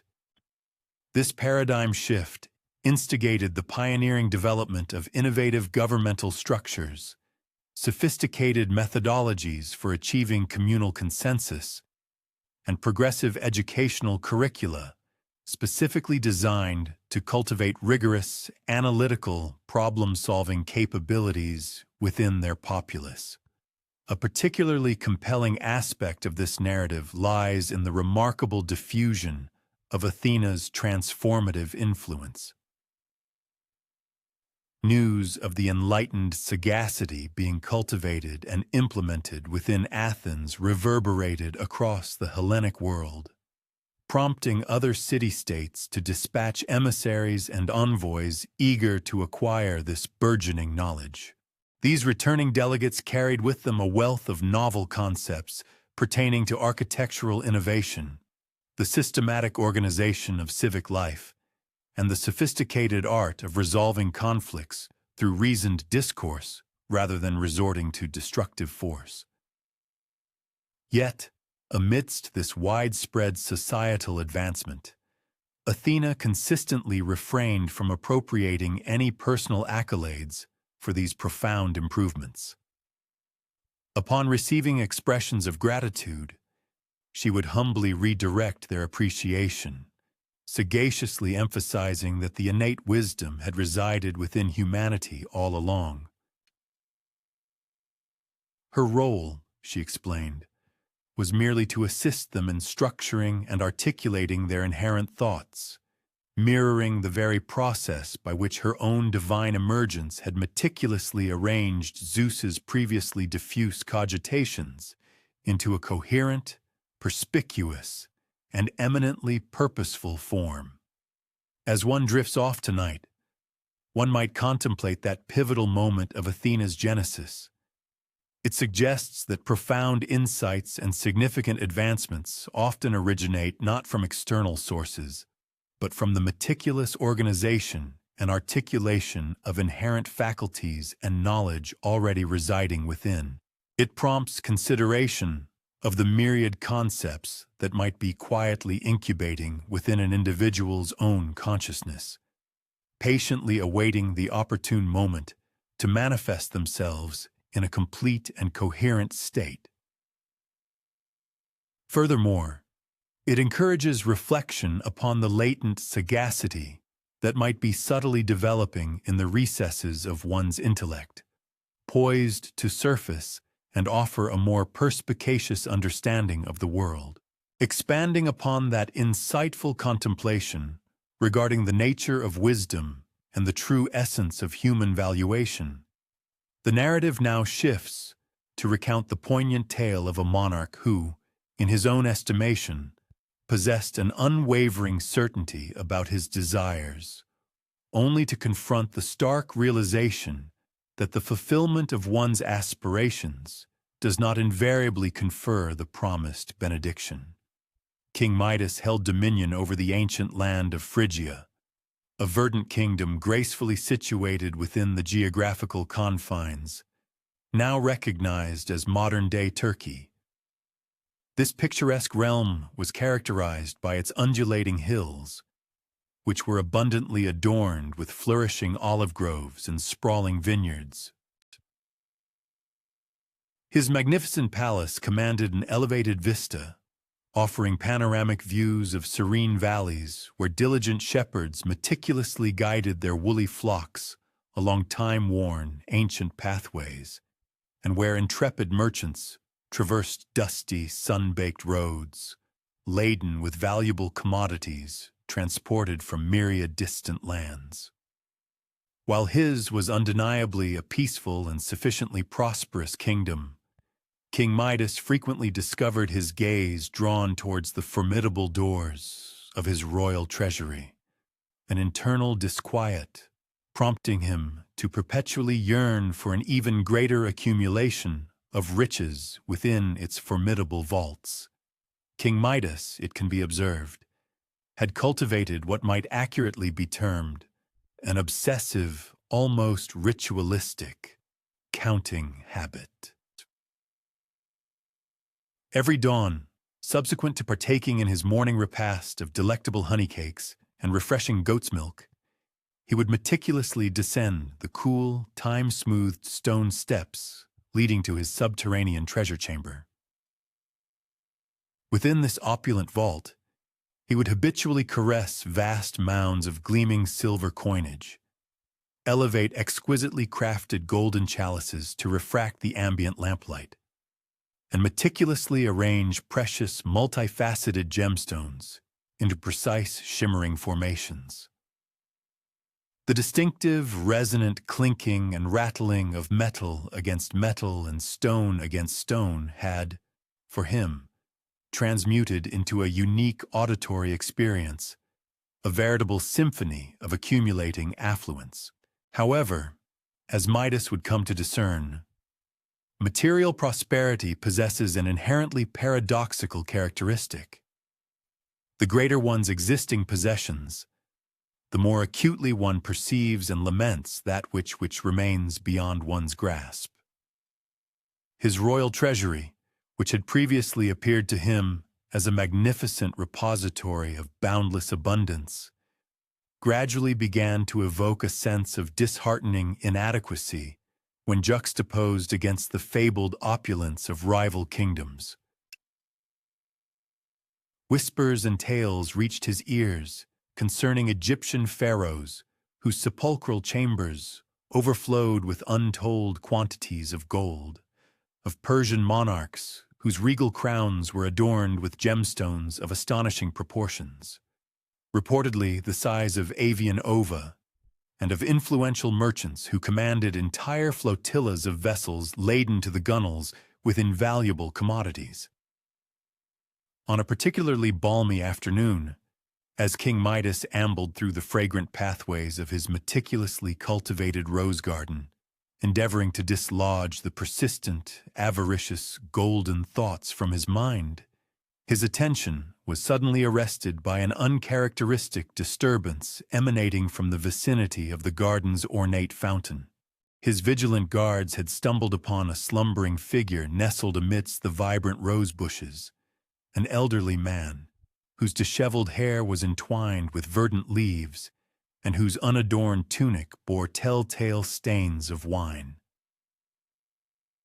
This unexpected interloper was none other than Silenus, a jovial satyr and a cherished companion to the effervescent god Dionysus. Silenus, it transpired, had indulged a touch too ardently in the previous night's revelries, straying inadvertently from Dionysus's boisterous procession and eventually succumbing to an impromptu slumber within the serene confines of Midas's royal domain.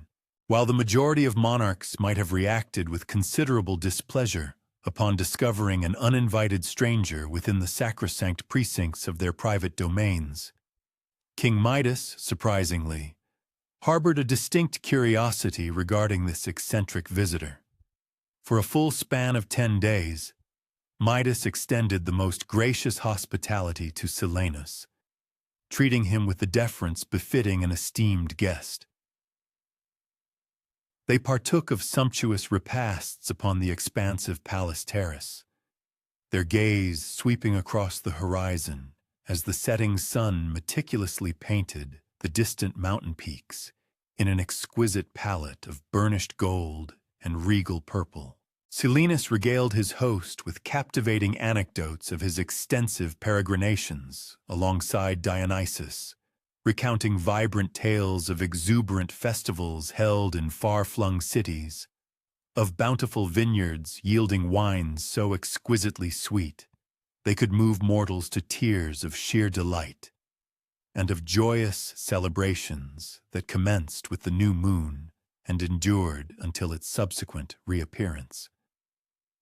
What most profoundly resonated with Midas within these enchanting narratives was their consistent thematic emphasis. They were never centered on the acquisition of material possessions, but rather on the profound value of experiencing transient, yet indelible moments. Silenus spoke eloquently of idyllic evenings where the harmonious strains of music and unrestrained peals of laughter appeared to elevate individuals beyond their mundane preoccupations, of unpretentious meals transformed into magical gatherings through the simple act of being shared among companions, and of spirited dances that persisted until the break of dawn, fueled by a collective unwillingness for the pervasive joy to dissipate. Upon the eventual arrival of Dionysus, the vivacious god of wine and revelry, who had come to reclaim his wayward companion, he expressed immense gratification with the exceptional hospitality Midas had so lavishly extended. Consequently, he magnanimously presented the monarch with an offer of any recompense his heart might desire.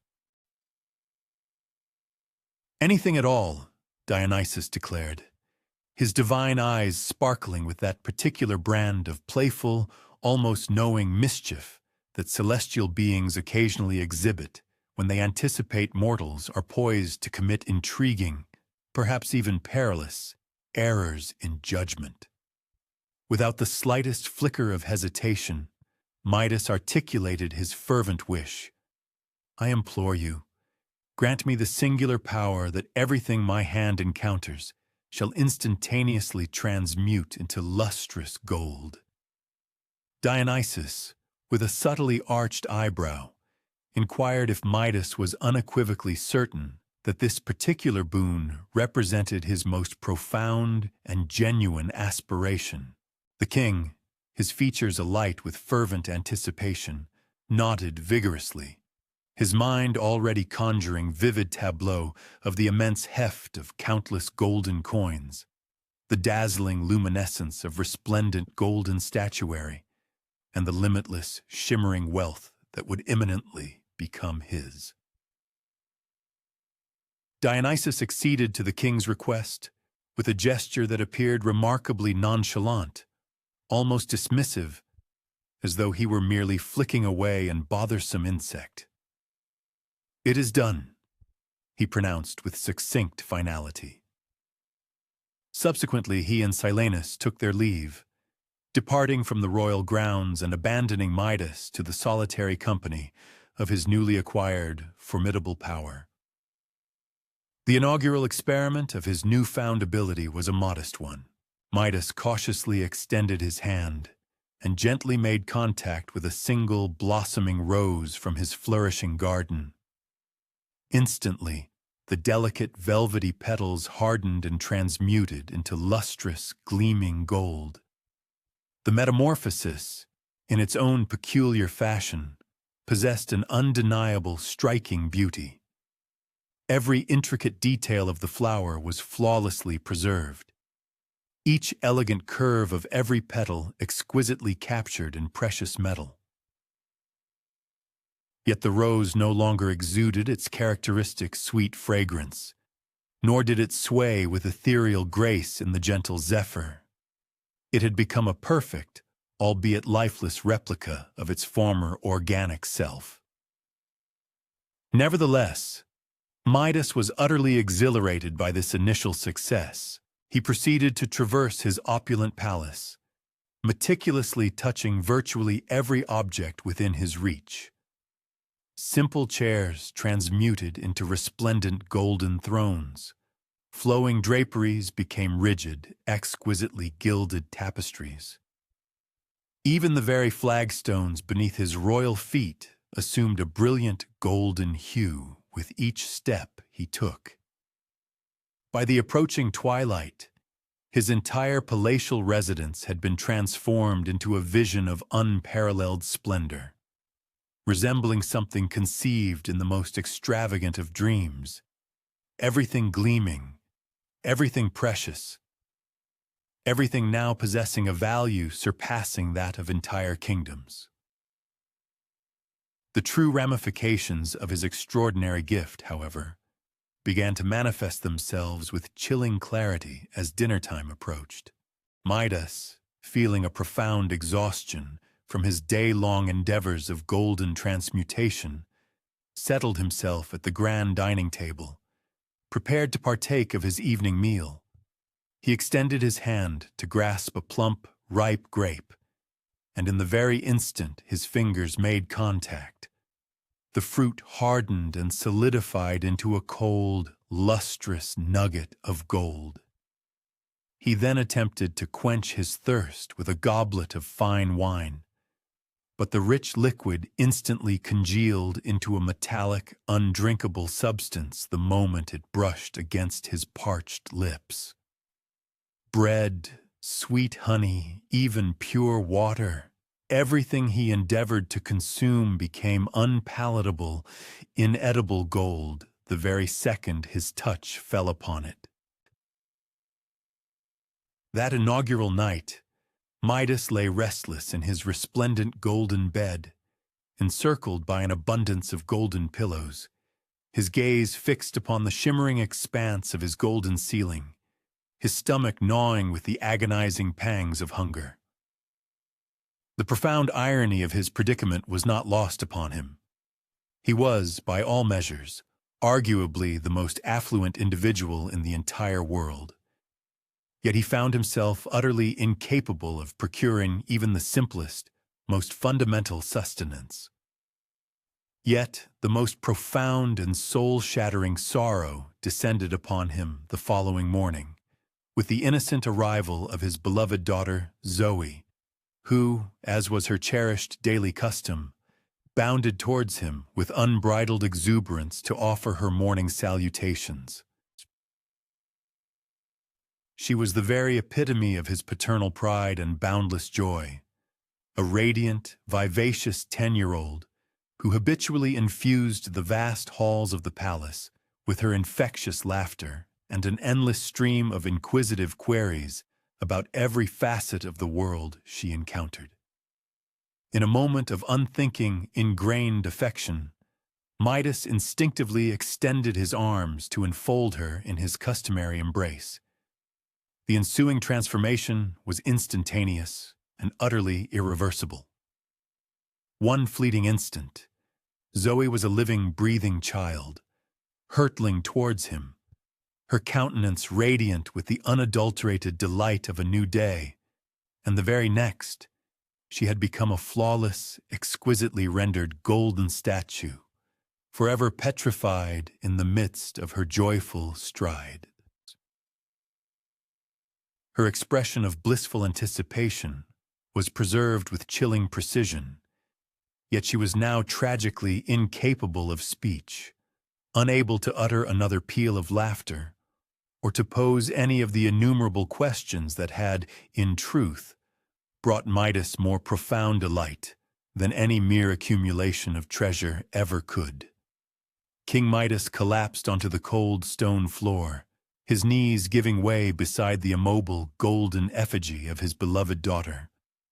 A torrent of tears cascaded down his visage as a profound and agonizing realization finally pierced through his gilded delusion. He comprehended, with a crushing weight, the true immeasurable value of what he had so foolishly bartered away. Every shimmering ounce of gold in the vast world, he now understood, was utterly worthless when juxtaposed with the tender, living warmth of Zoe's hand nestled in his own. He yearned for the simple, cherished sound of her voice, chirping, "Good morning, Papa," and the delightful, animated cadence of her excited prattle about the small, feathered creatures she would eagerly observe from her window each dawn. For 3 agonizing days, the distraught monarch remained a desolate sentinel beside his daughter's petrified form, consumed by an overwhelming grief that rendered him incapable of partaking in sustenance or finding any semblance of restorative slumber. He was ceaselessly tormented by the hollow resonance of his own solitary footsteps, which reverberated with an eerie emptiness through his once vibrant halls, now transformed into a breathtaking, yet profoundly lifeless, golden expanse. Every glittering object that met his gaze served as a stark and painful memento of the irreplaceable treasures he had irrevocably forfeited. The meticulously crafted golden roses, though eternally perfect in form, would never again unfurl their delicate petals in a living bloom. The resplendent golden fruit trees, now immutable sculptures, would forever cease to offer their comforting shade or yield their life-sustaining bounty. His opulent golden palace, a monument to his insatiable desire, had paradoxically transmuted into a magnificent, albeit chilling, sepulchre. Ultimately, driven by an unbearable anguish, Midas roused himself and embarked on a solitary journey to the banks of the river, the very location where Dionysus had previously indicated he might be found, should the king ever require his divine intervention. There, amidst the flowing waters, Dionysus stood in serene expectation, as if possessing a prescient awareness that this precise moment of profound despair was destined to arrive. The god exhibited no discernible surprise at the sight of Midas, whose countenance was now etched with the ravages of sleepless nights and inconsolable sorrow, rendering him haggard and utterly desperate. "I was profoundly foolish," Midas confessed with a raw, unadorned simplicity, his voice hoarse with emotion. "I implore you, merciful deity, to reclaim this perilous endowment. I would willingly embrace the most abject poverty imaginable, preferring destitution and the ability to enfold my daughter in my arms, over being the wealthiest man alive, yet forever barred from her embrace." Dionysus, observing the king's profound contrition, inclined his head with an expression that conveyed a gentle, understanding sympathy. "Proceed to the river Pactolus and immerse yourself fully within its currents," he calmly instructed. "Its hallowed waters possess the power to cleanse you of the golden touch, effectively nullifying its transformative influence.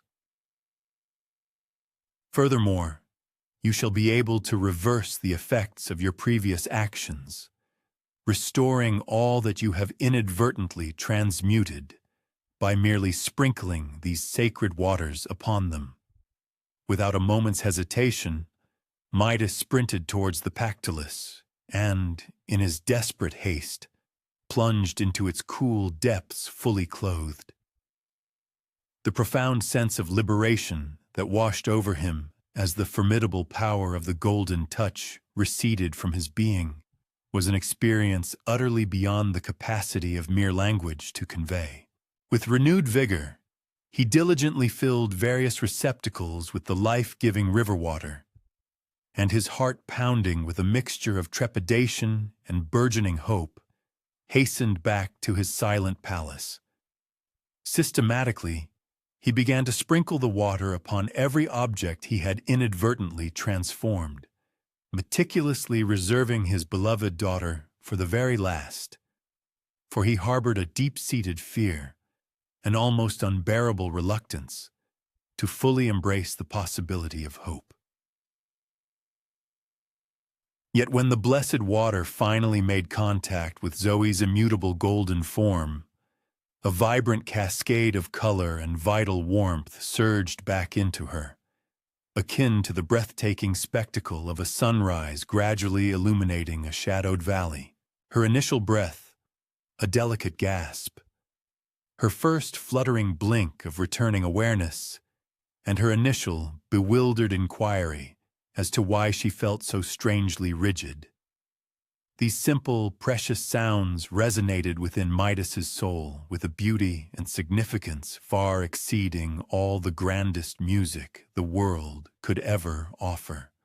Later that same evening, as father and daughter sat together, partaking of a humble repast consisting merely of rustic bread and savory olives, Zoe, with the innocent perceptiveness of a child, inquired of her father why he appeared so remarkably altered, exhibiting a newfound attentiveness to her every uttered word. In response, Midas recounted to her the profound and sobering narrative of unchecked desires and their often unforeseen consequences. elucidating the crucial distinction between those superficial aspirations we mistakenly believe we covet and the genuine, enduring sources of profound joy and contentment that truly enrich our existence. From that pivotal day onward, King Midas's royal treasury, once overflowing with boundless riches, maintained a decidedly modest inventory. However, his profound appreciation for every single possession, no matter how small, expanded immeasurably, encompassing the full spectrum of his life. He began to perceive and cherish the subtle elegance of the world around him, noticing, for instance, the gentle luminescence of the morning light as it tenderly illuminated Zoe's face during their breakfast. He learned to truly savor the unpretentious flavors of simple meals, shared in the cherished company of those he held dear. He dedicated countless hours to engaging in deep, meaningful conversations that, while generating no material wealth, nevertheless imbued his days with an unparalleled sense of purpose and profound significance. It is recounted that the river Pactolus, to this very day, continues to carry shimmering flecks of gold within its flowing currents, not as a lingering vestige of Midas's cursed touch, but rather as an enduring testament to the invaluable lesson absorbed on its banks concerning the intrinsic worth of what genuinely matters in life. Occasionally, in the hushed tranquility of the late hours, when the world outside settles into a profound stillness, one might find oneself contemplating personal aspirations and the often deceptive allure of perceived desires. It is a moment to ponder the fundamental disparity between that which merely gleams with a superficial luster and that which genuinely enriches the tapestry of one's existence. What unassuming delights, what profound yet unadorned pleasures might one have inadvertently disregarded or overlooked in the relentless pursuit of acquisitions that initially appeared to possess greater intrinsic worth? What invaluable instances of human connection, what fleeting yet deeply meaningful interactions patiently await recognition and profound appreciation, proving themselves to be infinitely more precious than any accumulation of gold. Shifting our contemplation from the realm of personal treasures, both those tragically forfeited and those ultimately rediscovered, let us now allow our narrative to gently navigate towards an enigmatic saga that has captivated and perplexed scholarly minds and popular imaginations alike for millennia, the enduring tale of Atlantis. This was a legendary city, famously depicted as being so extraordinarily advanced in its technological prowess, so breathtakingly beautiful in its architectural grandeur, and so imbued with an almost hubristic sense of pride, that it met its cataclysmic demise, vanishing utterly beneath the relentless embrace of the ocean waves within the span of a single fateful day and night. Envision, for a moment, an extraordinary island nation, situated far beyond the fabled Pillars of Hercules, a geographical marker now universally recognized as the Strait of Gibraltar. This was assuredly no commonplace landmass, but rather a veritable crucible where the zenith of human ingenuity had manifested in a breathtaking array of marvels that bordered on the truly magical.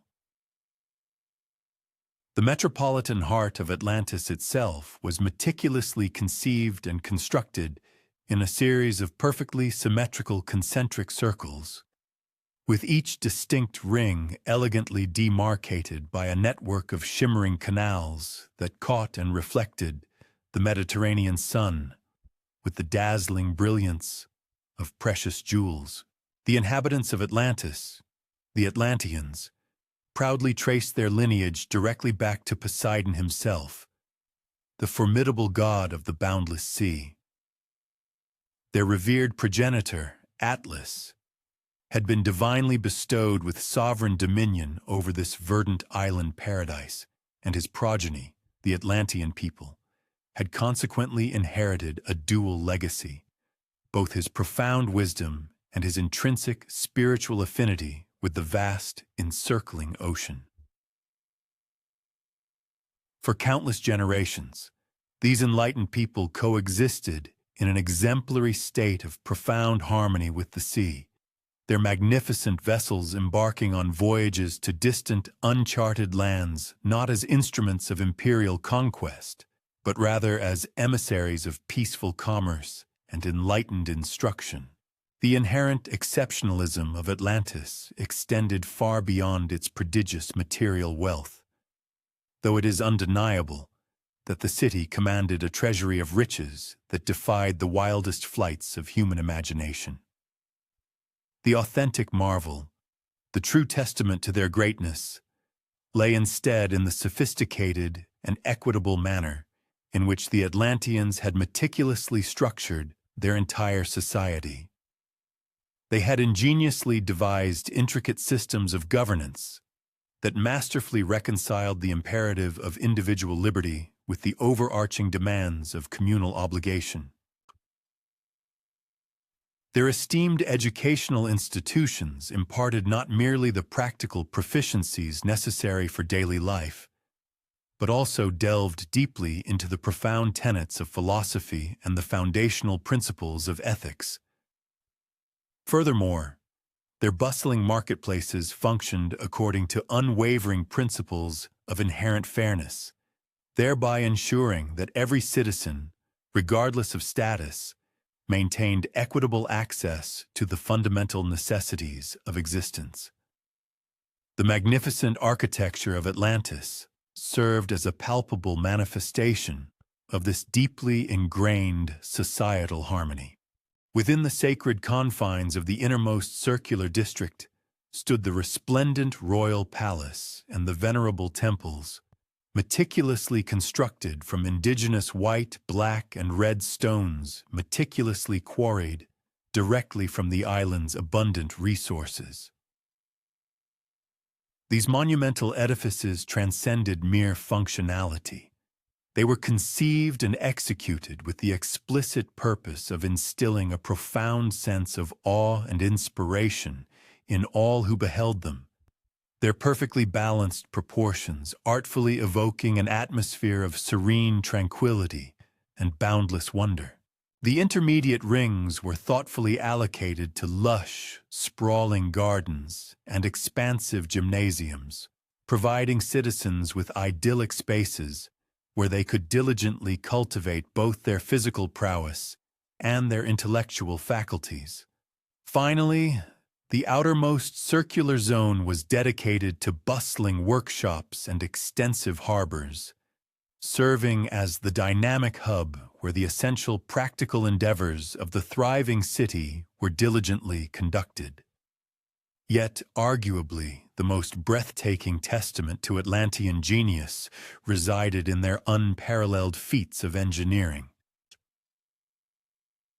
The Atlanteans had ingeniously conceived and implemented an intricate network of sophisticated bridges and subterranean tunnels, seamlessly interconnecting all the concentric rings of their magnificent city, thereby facilitating the remarkably efficient transit of both populace and produce throughout the urban expanse. Furthermore, they had pioneered advanced methodologies of climate control, an astonishing innovation that ensured their grand edifices remained perfectly comfortable, irrespective of the season or external weather conditions. Their expansive harbors, formidable in their capacity, were meticulously designed to gracefully accommodate seafaring vessels from every corner of the then-known world, equipped with an array of ingenious mechanical contrivances that rendered the arduous tasks of loading and unloading cargo both remarkably swift and inherently secure. For a considerable span of many centuries, this meticulously crafted societal and infrastructural system functioned with an almost flawless efficacy. Atlantean explorers, driven by an insatiable intellectual curiosity, embarked on intrepid voyages, returning from distant civilizations laden with invaluable knowledge. They assimilated advanced mathematical concepts from the ancient empire of Babylon, meticulous astronomical observations from the venerable land of Egypt, and nascent philosophical ideas emanating from the burgeoning Greek city-states. Crucially, rather than merely adopting these diverse foreign precepts wholesale, the Atlanteans demonstrated an extraordinary intellectual sophistication by seamlessly integrating them with their own established traditions and indigenous wisdom, thereby forging powerful intellectual syntheses that consistently proved to be far more profound and impactful than the mere aggregation of their individual components. However, a subtle yet ultimately cataclysmic turning point gradually began to manifest within Atlantean society, unfolding with such insidious slowness that the vast majority of its inhabitants remained blissfully unaware of its creeping onset. Prosperity, it would appear, carries with it its own inherent perils.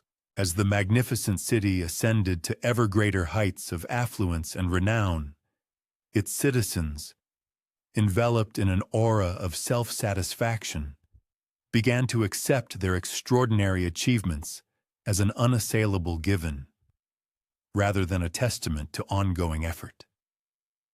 The intricate systems that had once demanded diligent oversight and unwavering vigilance were now complacently presumed to be entirely self-sustaining. Concurrently, the foundational values and ethical principles that had so sagaciously guided preceding generations gradually came to be perceived as antiquated, even as superfluous limitations upon what they increasingly believed to be their boundless and unconstrained potential. In due course, a new cohort of leaders ascended to prominence, individuals who had matured amidst the dazzling splendor of Atlantis's unparalleled wonders, yet who had never personally endured the arduous struggles inherent in their creation. They surveyed their impeccably ordered and monumentally successful city and, with a growing sense of self-importance, concluded that the opportune moment for expansive growth had arrived. It was, they decreed, time to disseminate Atlantis's demonstrably superior methodologies and cultural paradigms across the globe, irrespective of whether the other nations of the world genuinely desired such an imposition.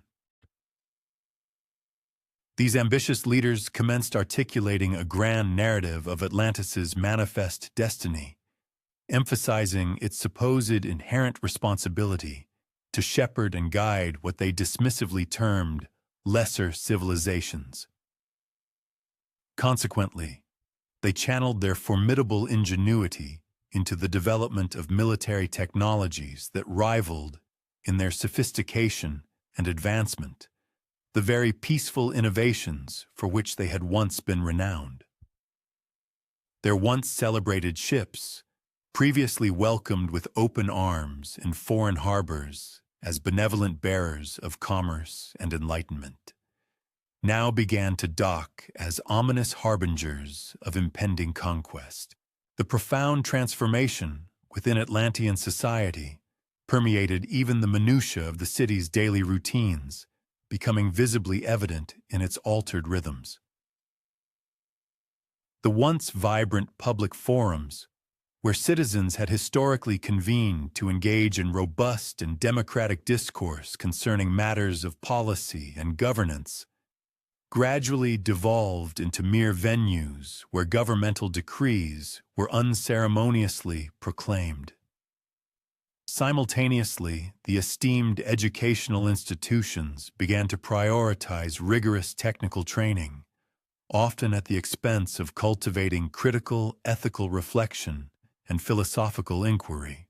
The bustling workshops, once renowned for their exquisite craftsmanship and the production of objects of both aesthetic beauty and practical utility, increasingly redirected their formidable capabilities towards the manufacture of formidable weaponry and instruments designed for surveillance and societal control. Yet, from their Olympian heights, the vigilant gods, and most notably the formidable Zeus, observed these unsettling developments with an escalating sense of profound disquiet.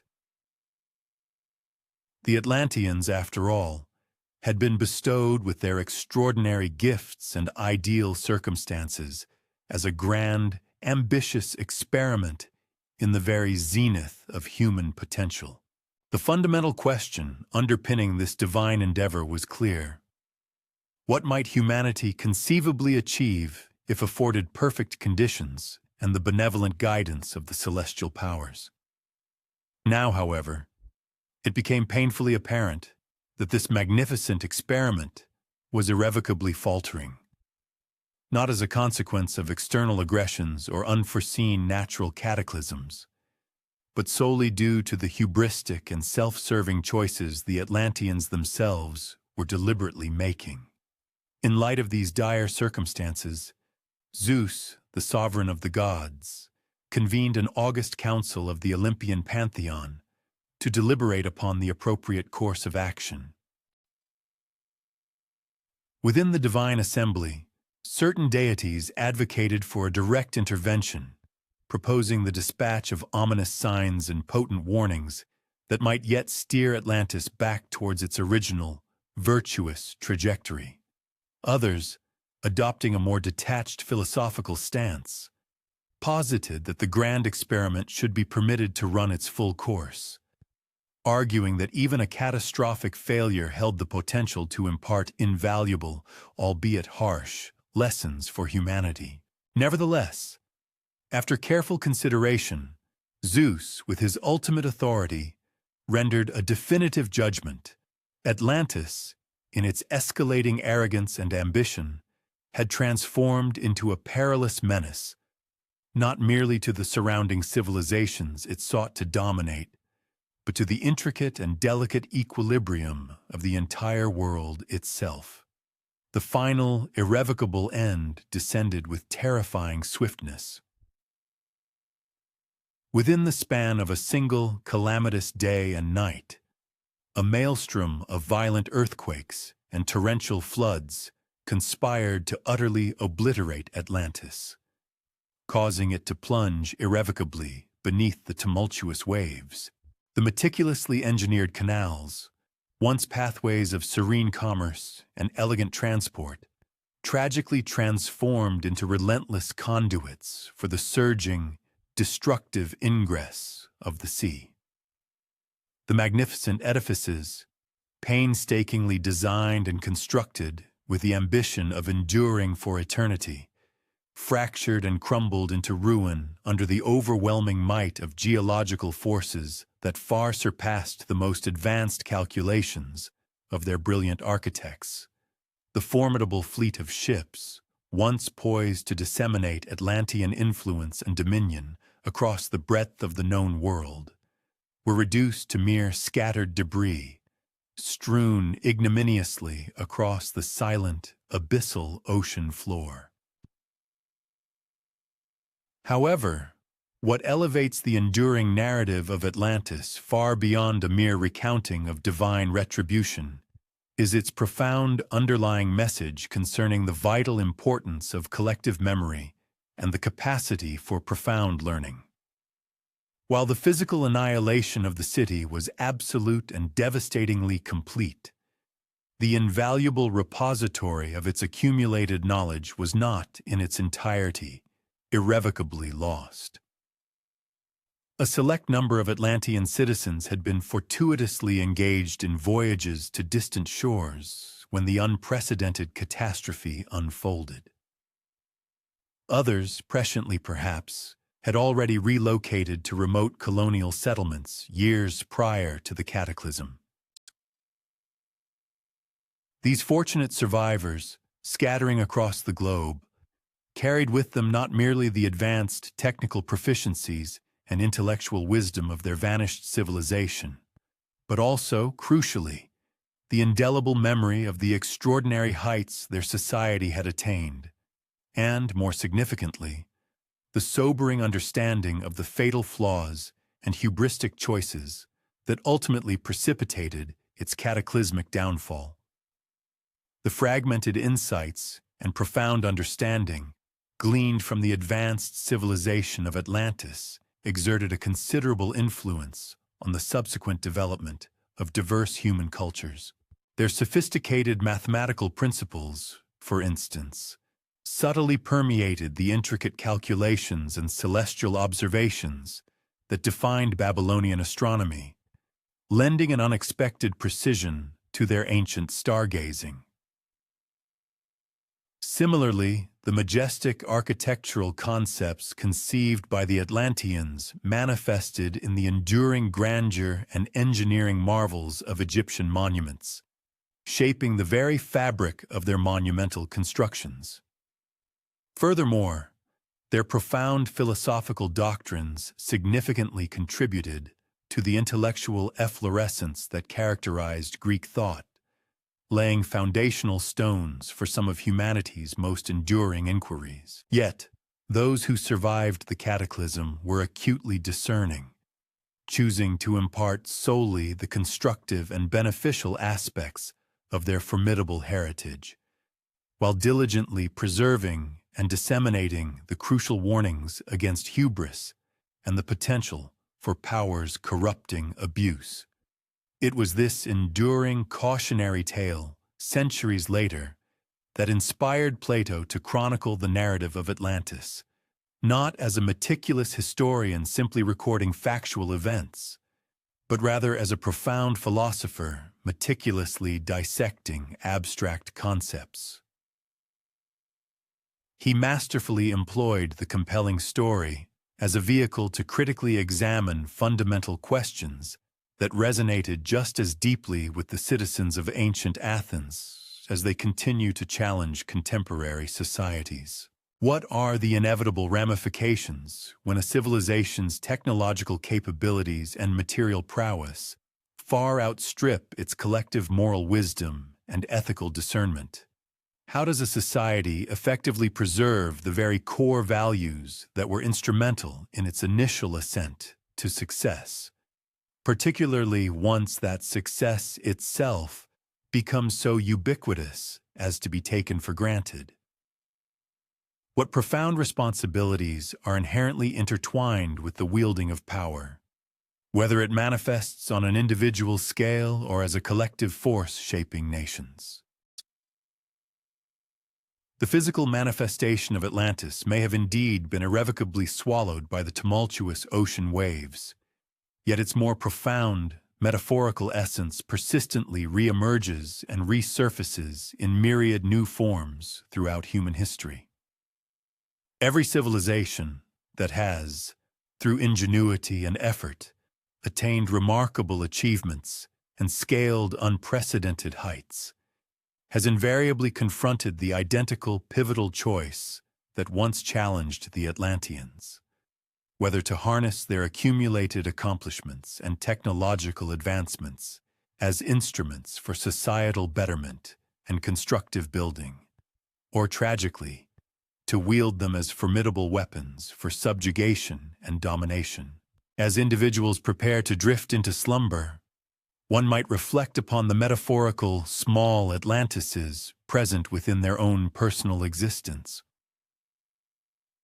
What intricate systems, what cherished relationships, what personal endeavors have been meticulously constructed that now demand vigilant nurturing and attentive care to ensure their sustained health and vitality? What foundational values, what immutable principles serve as the unwavering compass guiding one's decisions, especially during moments when the intoxicating allure of success makes it perilously tempting to believe that established rules and ethical boundaries no longer apply? Perhaps the most invaluable treasure unearthed by human striving is not merely the impressive structures we erect or the empires we forge, but rather the profound wisdom and discerning judgment to safeguard and cherish what truly matters most about all that we have painstakingly created. From the contemplation of magnificent cities that ultimately succumb to the relentless forces of time and nature, our focus now shifts to the contemplation of changes that are perpetually destined to return.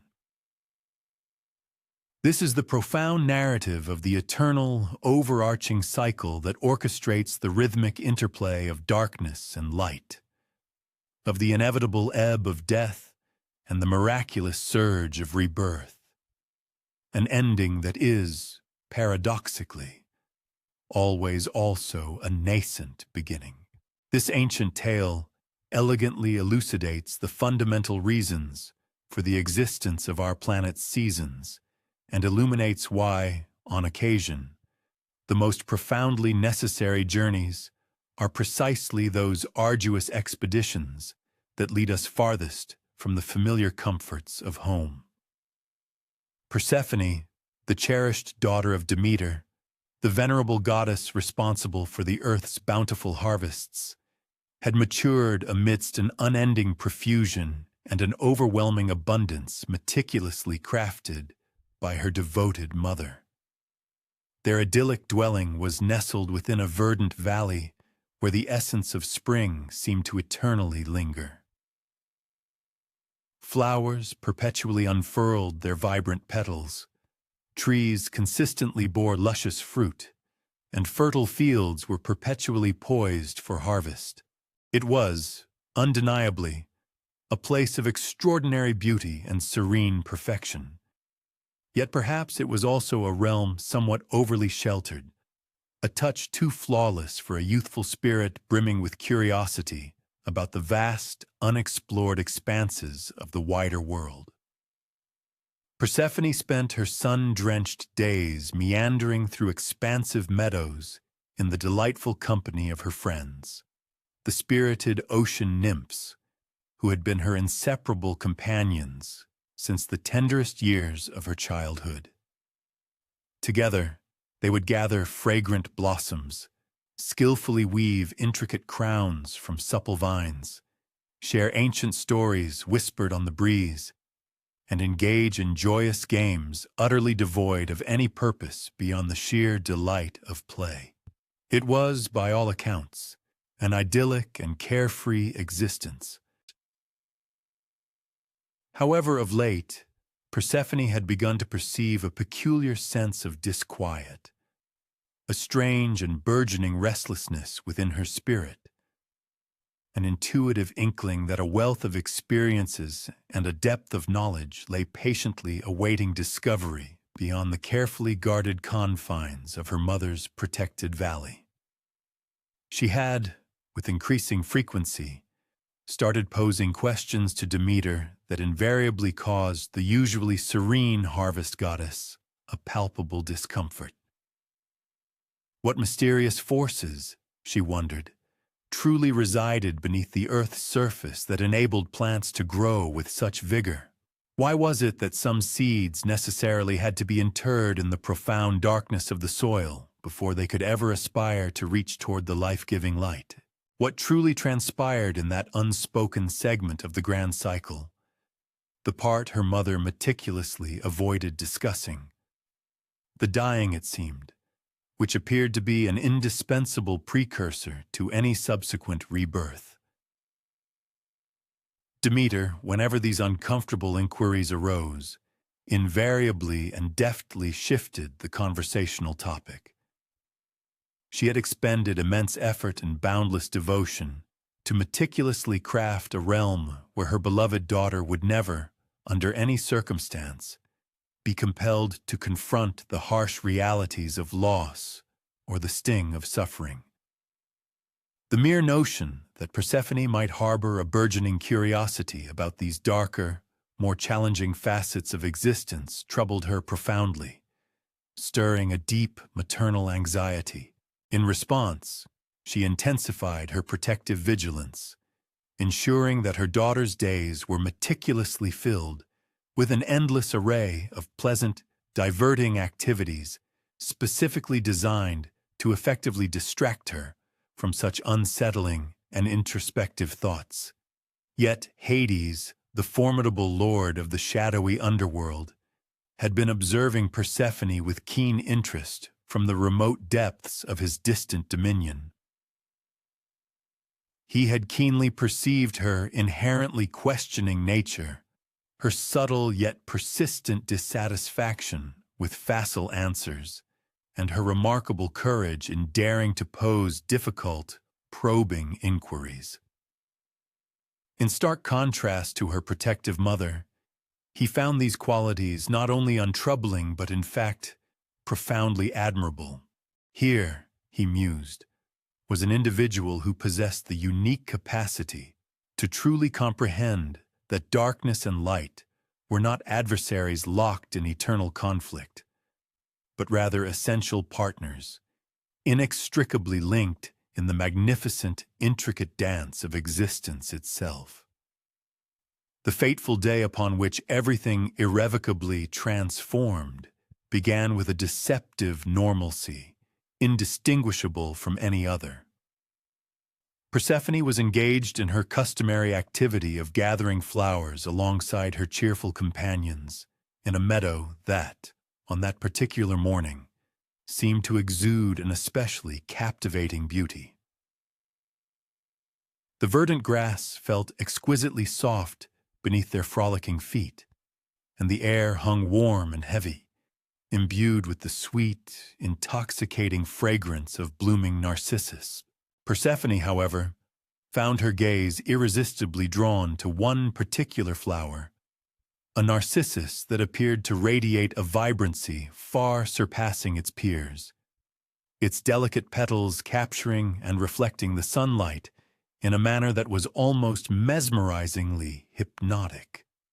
As she gracefully bent to pluck this extraordinary bloom, the very earth beneath her feet dramatically sundered, opening into a gaping chasm. Yet, instead of plummeting downwards in terror, she found herself gently cradled and lifted by unseen, benevolent hands, carried effortlessly through successive strata of soil and ancient stone, descending into magnificent caverns that shimmered and glittered with an untold wealth of gems and precious metals. The journey, while undeniably tinged with an element of fear, was simultaneously an experience of profound wonder. She was, in that moment, beholding vistas and experiencing dimensions of the world that no living soul had ever previously encountered. Upon her arrival in the underworld, she found herself not in the role of a captive or a prisoner, but rather as an honored guest within a palace of such breathtaking magnificence that it far surpassed anything her youthful imagination could have possibly conceived. The grand halls were meticulously carved from lustrous black marble, intricately veined with delicate strands of silver, and illuminated by an ethereal glow emanating from flames that miraculously cast no shadows and generated a comforting warmth entirely devoid of smoke. Gardens, too, flourished within this subterranean realm, yet they bore no resemblance to any found in the upper world. Here plants bloomed with an incandescent beauty even in the absence of sunlight. Trees bore fruit of shimmering silver and radiant gold, and flowers, instead of releasing fragrance, sang soft, enchanting melodies. Hades extended a greeting to her with impeccable formal courtesy, proceeding to explain that he had orchestrated her presence here not out of any selfish desire or tyrannical whim, but rather from a profound conviction that she alone possessed the unique capacity to truly comprehend and bridge both worlds, the vibrant realm of burgeoning growth and boundless abundance above, and the essential realm of tranquil rest and profound transformation below. He then magnanimously offered to unveil to her the intricate workings of his vast domain, the complex, interdependent systems that were, in fact, indispensable for making renewal and sustained life possible in the upper world. What Persephone ultimately witnessed and absorbed fundamentally challenged every preconceived notion and every teaching she had ever received concerning death and the nature of endings. The underworld, far from being a grim place of eternal punishment or desolate despair, revealed itself to be an immense, intricately designed recycling system where weary souls found necessary repose and underwent profound renewal between their successive incarnations. She meticulously observed the intricate processes by which the potent energy of completed lives was carefully transmuted and reformed into the latent potential for new, vibrant growth. Through this profound immersion, she gained an invaluable understanding of the delicate, meticulous balance absolutely essential to ensure that life on the surface world remained perpetually sustainable and flourishing. Meanwhile, in the vibrant upper world, Demeter had, with crushing despair, discovered her beloved daughter's sudden disappearance and was consumed by an uncontrollable torrent of frantic grief and incandescent rage. In her profound anguish, she utterly abandoned her sacred duties as the revered goddess of the harvest, forsaking her responsibilities to wander aimlessly across the earth, desperately searching for Persephone. Without Demeter's vital attention and nurturing care, crops across the globe began to tragically fail, withering away. Majestic trees ceased their fruit-bearing, and even the resilient grass began to visibly wilt and perish. The eternal spring that had once characterized Demeter's verdant realm gave way to an unprecedented phenomenon, something the world had never before experienced: a barren, biting cold, ushering in a season of profound scarcity and agonizing waiting. Mortals across the land began to suffer immensely as the availability of food dwindled to perilous levels, and the very earth itself seemed to withdraw its life-sustaining support. They fervently prayed to the gods for intervention and succor, but Demeter, in her inconsolable sorrow, remained deaf to their desperate pleas. She adamantly declared that she would not restore abundance to the blighted earth until her cherished daughter was safely returned to her embrace. Zeus, observing this escalating global crisis with growing concern, finally recognized the imperative to intervene. He dispatched Hermes, the swift and eloquent messenger of the gods, to undertake the delicate task of negotiating with Hades for Persephone's release and return to the upper world. However, upon Hermes's arrival in the shimmering depths of the underworld, he discovered a situation far more intricate and nuanced than initially anticipated. Persephone had, indeed, partaken of the food of the underworld, yet this act was not the result of coercion or cunning deception. Instead, she had made a deliberate and conscious choice to taste a few succulent seeds from a pomegranate, fully comprehending and accepting the profound consequences of that pivotal action. More significantly, Persephone had undergone a profound internal transformation, realizing that she no longer desired to permanently revert to her former life. The profound knowledge and broadened perspective she had acquired during her sojourn in the underworld had irrevocably altered her very being. She now understood, with crystal clarity, the underlying reason for the persistent restlessness she had felt within her mother's meticulously protected valley. She had, all along, been instinctively sensing the inherent incompleteness of experiencing merely one half of existence's intricate and essential cycle. The resolution that ultimately emerged from the intricate negotiations proved to be a masterful compromise, satisfying the fundamental needs of all parties involved, while simultaneously necessitating a measure of sacrifice from each. Persephone was decreed to spend a specific portion of each year residing in the underworld alongside Hades, where she would continue to delve into and learn the profound mysteries of death, transformation, and renewal. For the remainder of the year, she would journey back to the upper world, bringing with her not only her physical presence, but also the invaluable wisdom and enlightened understanding she had garnered during her time in the subterranean realm. When Persephone eventually returned for her initial reunion with Demeter, both mother and daughter were visibly and profoundly changed by their period of separation. Demeter had, through her agonizing experience of loss, learned a crucial lesson: that her fiercely protective love, when taken to an extreme, could inadvertently morph into its own restrictive form of imprisonment. Persephone, conversely, had acquired a depth of knowledge that had rendered her a more complete and fully realized individual, a being who now possessed a profound understanding and appreciation for the full spectrum of existence, embracing both the effervescent joy and the poignant sorrow, the vibrant growth and the necessary rest, the exhilarating beginnings and the inevitable endings. Their poignant reunion heralded the return of abundance to the parched and suffering earth.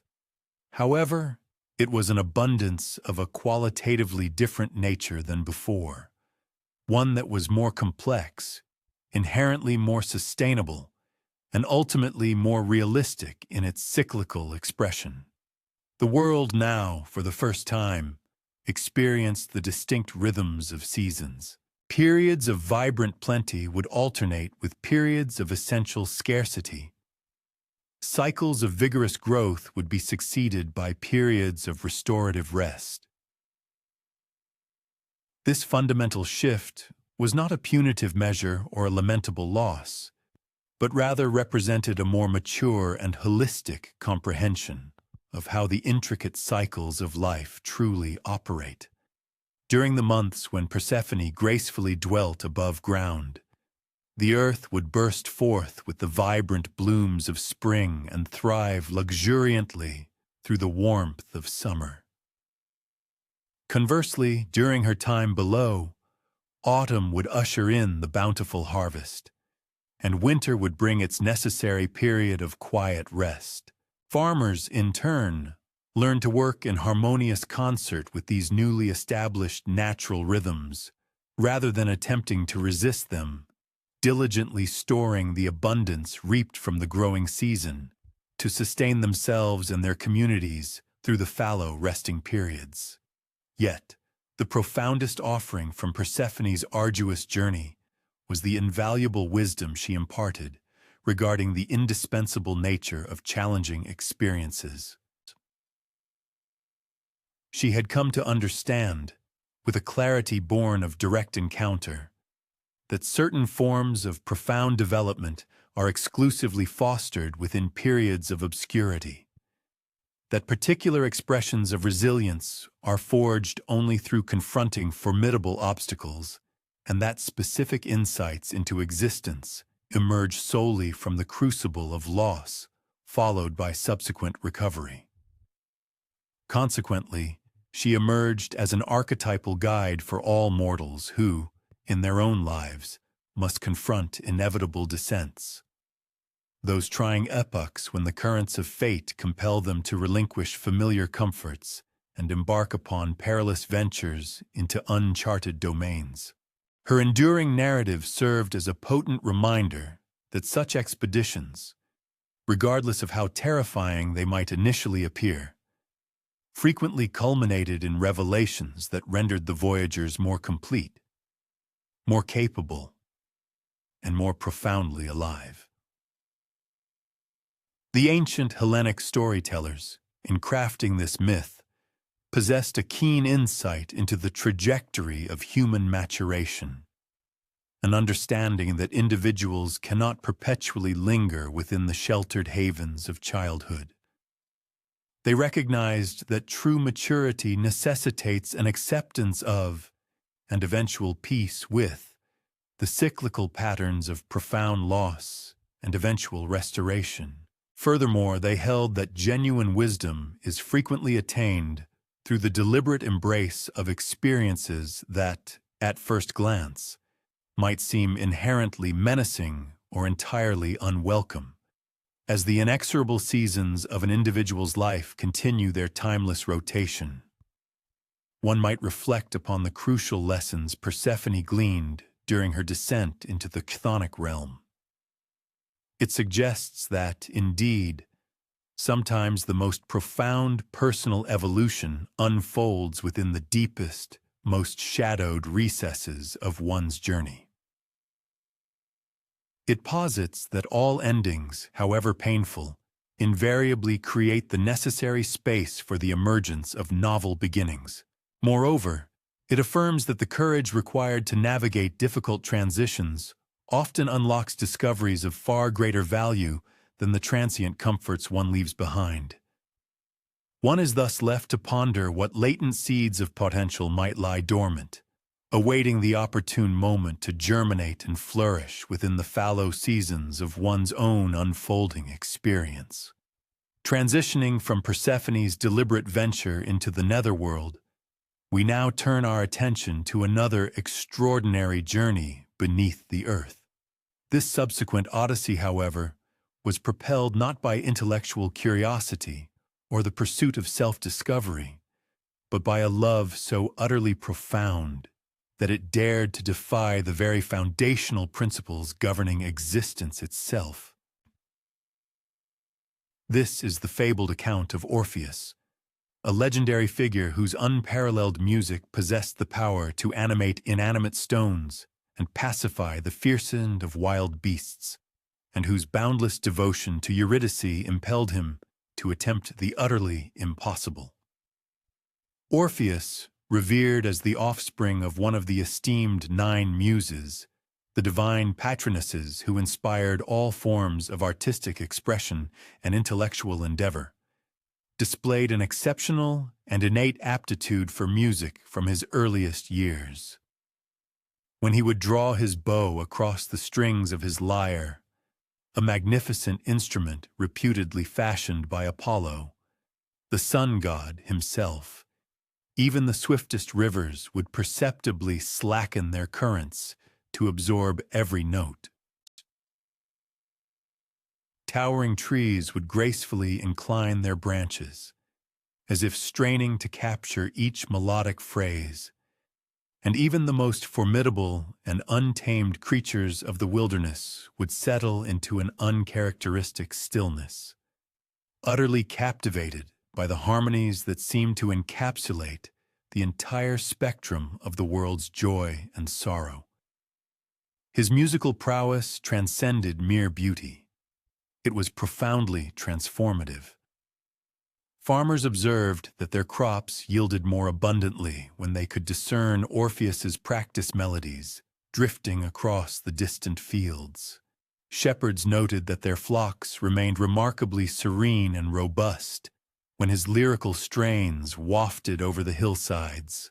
Even within the bustling confines of urban centers, citizens reported that communal disputes were more readily resolved, and the burdens of daily tasks felt considerably lighter on those auspicious days when Orpheus performed in the public squares.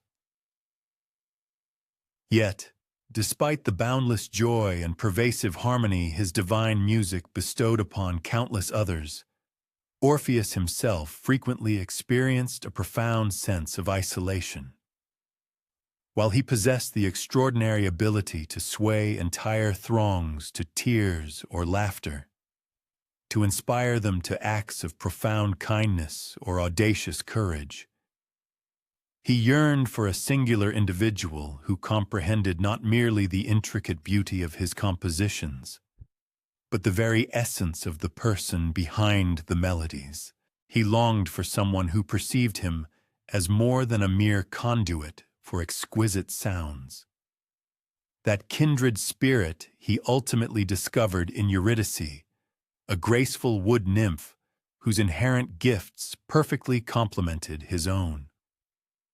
While Orpheus possessed the unparalleled ability to craft music that articulated every conceivable human emotion, Eurydice possessed an innate and almost mystical understanding of the natural world.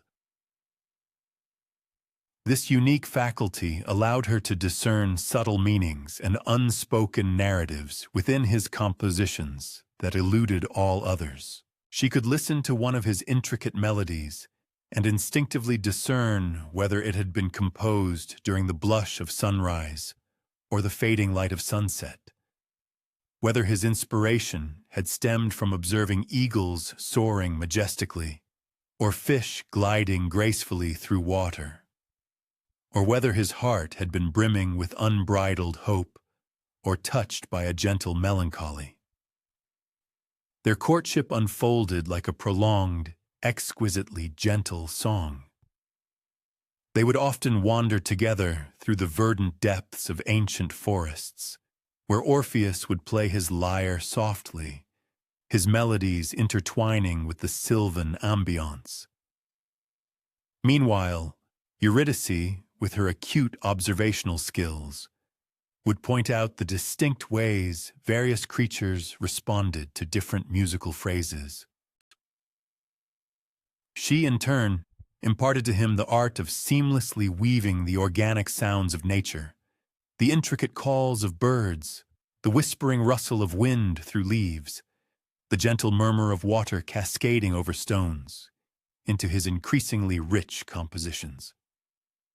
He, in return, demonstrated to her how the complex tapestry of human emotions could be expressed through the nuanced interplay of rhythm and melody in ways that mere spoken words could never adequately capture. Their wedding was a magnificent affair, joyously celebrated by both the Olympian gods and the mortal inhabitants of the earth. Apollo himself, the deity of music and poetry, graciously provided the ceremonial music, though he humbly conceded that his own playing seemed somewhat unembellished when compared to the astonishing achievements of his gifted student. The entire assembly of the 9 muses attended, each contributing her unique artistic talent to elevate the celebration to a state of sublime perfection. Hymen, the venerable god of sacred marriage, bestowed his divine blessing upon their union, offering fervent prayers for an enduring happiness and a lifetime of shared creative endeavors. For a tragically brief period, their shared existence was precisely everything they had ever envisioned. They established a modest dwelling within a secluded grove, a place where the natural acoustics were nothing short of perfect for the creation of music. Their mornings would commence with Orpheus engrossed in composition, while Eurydice meticulously tended to her beloved garden. Each was intimately aware of the other's rhythm, their seemingly separate activities intertwining to forge a profound harmony that transcended anything either could have achieved in solitude. Their evenings were joyously spent sharing the day's various discoveries, a newly conceived melody Orpheus had developed, or an unusual bird call Eurydice had painstakingly learned to mimic with uncanny accuracy. However, their idyllic happiness did not escape the notice of all, and not all observers harbored benevolent intentions. Aristaeus, a minor pastoral deity who had long harbored an unrequited desire for Eurydice, observed their profound contentment with a burgeoning and bitter resentment. He had previously offered Eurydice numerous gifts and lavished attention upon her prior to her marriage, and her gentle yet resolute rejections had wounded his considerable pride more deeply than he was willing to acknowledge. One fateful afternoon, while Orpheus was away, engaged in a consultation with other esteemed musicians, Aristeus seized the opportunity and accosted Eurydice in her secluded garden. His initial overtures at conversation were met with polite but unequivocally clear rebuffs. As he grew increasingly persistent, even presuming to suggest that she deserved a more distinguished partner than a mere musician, Eurydice began to retreat, backing away towards the protective embrace of the nearby forest. Her hope was to evade him amidst the dense trees, where she could maneuver with greater agility than he. In her desperate haste to escape his unwanted advances, she tragically stepped upon a venomous serpent that lay concealed, sleeping in the tall, verdant grass. The snake's bite was instantaneous and lethal. By the time Orpheus returned to their home and discovered her lifeless form, her spirit had already embarked upon its inexorable journey to the underworld, leaving behind only the diminishing warmth of a body that no longer contained the cherished soul he adored. Orpheus's subsequent grief was of a magnitude utterly unprecedented in the annals of the world. His heart-rending lamentations were so profoundly sorrowful that they profoundly disrupted the very fabric of the natural order. Trees, in sympathetic anguish, shed their leaves out of season, their branches bared in mourning. Rivers swelled and overflowed their banks, as if weeping torrents of tears. Wild animals, rather than being drawn by the customary beauty of his music, emerged from their hidden refuges, compelled by a sorrow so immense it seemed to resonate with and call out to every creature that had ever experienced the profound agony of loss. For an agonizing succession of days, Orpheus remained utterly incapacitated, doing nothing but sitting beside Eurydice's fresh grave, playing mournful melodies that articulated the depths of his inexpressible anguish. Yet gradually, amidst his profound despair, a daring and unprecedented idea began to coalesce within his mind. His extraordinary music had always demonstrated an uncanny ability to achieve the impossible. Why, he reasoned, should death be considered an insurmountable barrier, different from any other obstacle? If his powerful songs could compel unyielding stones to move and tempestuous storms to subside, perhaps they possessed the power to sway the immutable hearts of the formidable gods who governed the underworld. Defying the earnest counsel and dire warnings of every acquaintance, Orpheus resolutely decided to undertake the perilous descent into the shadowy realm of Hades, intending to petition for Eurydice's miraculous return. He embarked upon his quest, making his way to one of the clandestine entrances to the underworld, a cavern so unfathomably deep and perpetually dark that no mortal explorer had ever ventured within its confines and returned to tell the tale. Yet Orpheus entered this forbidding abyss armed only with his beloved lyre, placing his unwavering trust that his transcendent music would provide protection where conventional weapons and armor would prove utterly futile. The journey through the underworld unfolded like a passage through a landscape utterly congealed with sorrow. He traversed vast caverns where the very walls seemed to weep ceaselessly, perpetually dripping with liquid grief. He crossed rivers that flowed not with water, but with the ceaseless tears of countless mourners. He passed through desolate valleys where the pervasive mist was not vapor, but the solidified essence of final, lingering sighs.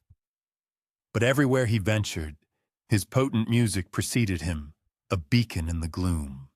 And the spectral inhabitants of this desolate realm, beings long accustomed to an eternity of profound sadness, found themselves experiencing a sensation they had all but forgotten, a glimmer of hope.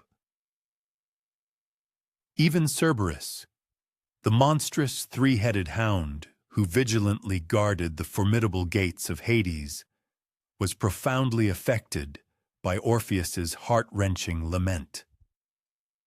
Instead of launching a ferocious assault upon the living intruder, the colossal beast slowly lowered all three of his fearsome heads and permitted his multiple eyes to gently close, lulled into a peaceful, if temporary, slumber by melodies that articulated a love so unyielding and potent that it utterly transcended the rigid boundaries separating life from death. When Orpheus at last reached the majestic throne room of Hades and Persephone, his extraordinary music had already heralded his arrival. The formidable rulers of the underworld sat awaiting him, fully cognizant that they were about to hear a plea unlike any that had ever been uttered within the confines of their grim domain. Orpheus then performed for them, through the sheer eloquence of his music, the entire poignant narrative of his profound love for Eurydice, their initial serendipitous meeting, the blossoming of their tender courtship, the brief, radiant period of their shared happiness, and finally, his utterly devastating loss. But more than merely recounting a story, he played the very essence of love itself, melodies that stirred within even these divine and ancient beings memories of cherished connections they had forged, of profound losses they had endured, and of the fundamental ways that deeply caring for another soul imbues existence with its most profound and enduring meaning. Persephone, who understood with a unique and personal depth the agonizing pain of separation from those held dear, openly wept as she listened to his heart-rending performance. Hades, typically impervious and unmoved by the entreaties of mere mortals, found himself unexpectedly recalling his own gnawing longing during those solitary months when Persephone was permitted to dwell in the verdant upper world. Thus, for the very first time in the long and immutable history of their shadowy realm, the powerful rulers of the dead agreed to an unprecedented act, to release a mortal soul back to the vibrant realm of the living. The extraordinary concession, however, was not without its stringent stipulations. Eurydice was indeed granted leave to ascend with Orpheus into the vibrant mortal realm. Yet an absolute proviso dictated that throughout their arduous journey out of the desolate underworld, he was strictly forbidden from casting a backward glance upon her. He was compelled to place his implicit reliance on the certainty that she was trailing faithfully behind him, to harbor unwavering conviction in that which lay beyond his immediate perception, to cultivate a resolute belief in the unseen. This monumental task served as a profound test, requiring him to manifest a love so resilient that it could steadfastly proceed based on conviction, rather than demanding perpetual verification or incessant reassurance. Their arduous ascent commenced with an outpouring of profound elation. Orpheus could distinctly perceive the soft cadence of Eurydice's footsteps echoing faintly behind him, and he keenly felt her proximity, that intimate connection he had always possessed, an ingrained awareness of her aura whenever she was close by.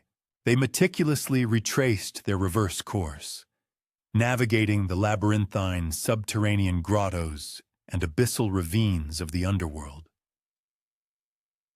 With resolute purpose, they advanced steadily toward the distant luminescence that delineated the crucial demarcation line between the spectral dominion of the deceased and the vibrant terrestrial world of the living.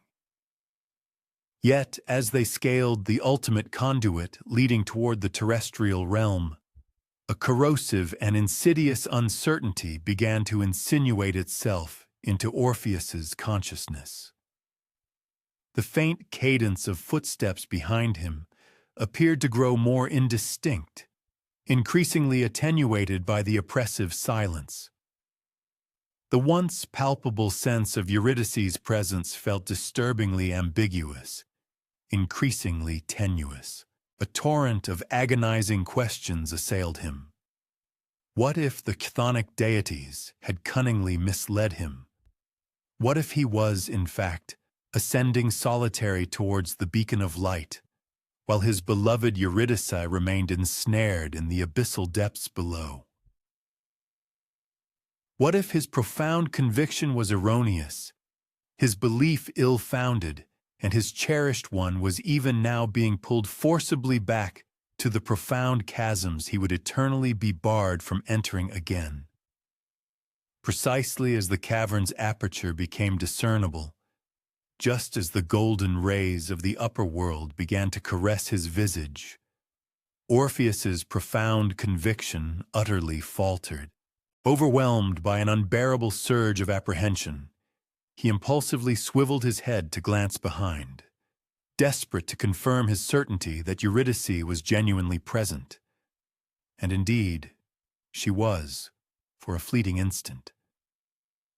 He beheld her beloved countenance, witnessing her extend her hand toward him, her expression radiating both affection and profound comprehension. But in that same agonizing moment, her form began to dissolve, vanishing irrevocably. She was instantly recalled to the underworld, a direct consequence of his transgression against the divine proviso. Her final utterances to him were devoid of condemnation. Instead, they were imbued with an astonishing depth of love. She comprehended the desperate impulse that had compelled him to look back, and in that understanding, she absolved him for the skepticism that had tragically ruined their shared destiny, even as she receded back into the eternal gloom. She offered him a gentle grin, imbued with the same compassionate insight that had initially captivated him. Orpheus surfaced from the underworld utterly solitary, unescorted by his beloved.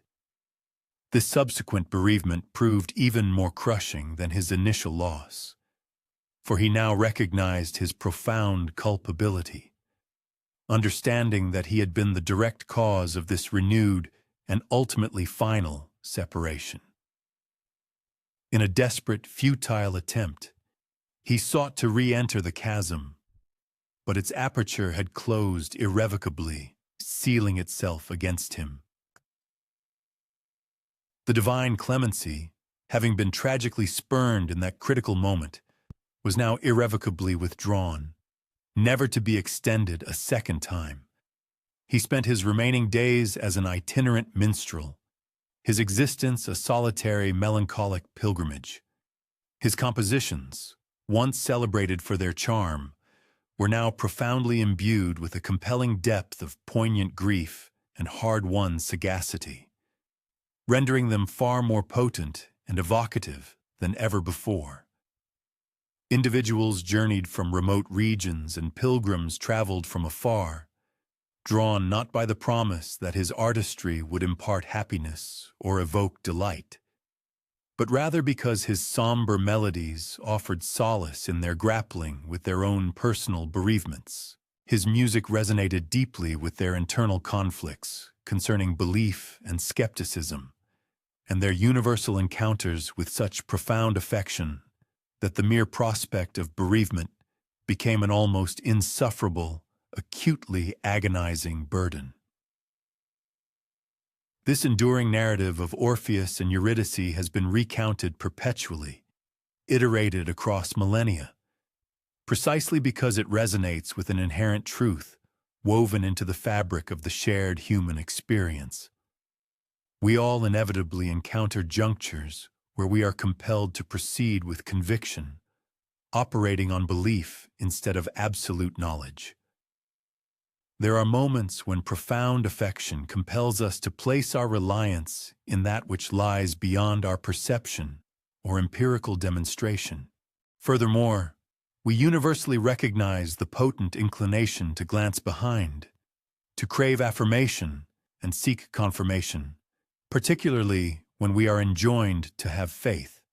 As you gently descend into slumber, perhaps take a moment to contemplate what this venerable mythos might subtly convey regarding the intricate essence of reliance and skepticism. Which odysseys in your own existence necessitate belief rather than empirical knowledge? What personal connections implore you to have confidence in their veracity, even when you consistently lack visible or tangible proof of their presence? It is plausible that the most profound symphony we compose is not fashioned by instruments, but rather by the sheer fortitude to continue advancing toward illumination, even when we are unable to verify retrospectively that devotion is indeed accompanying our progress.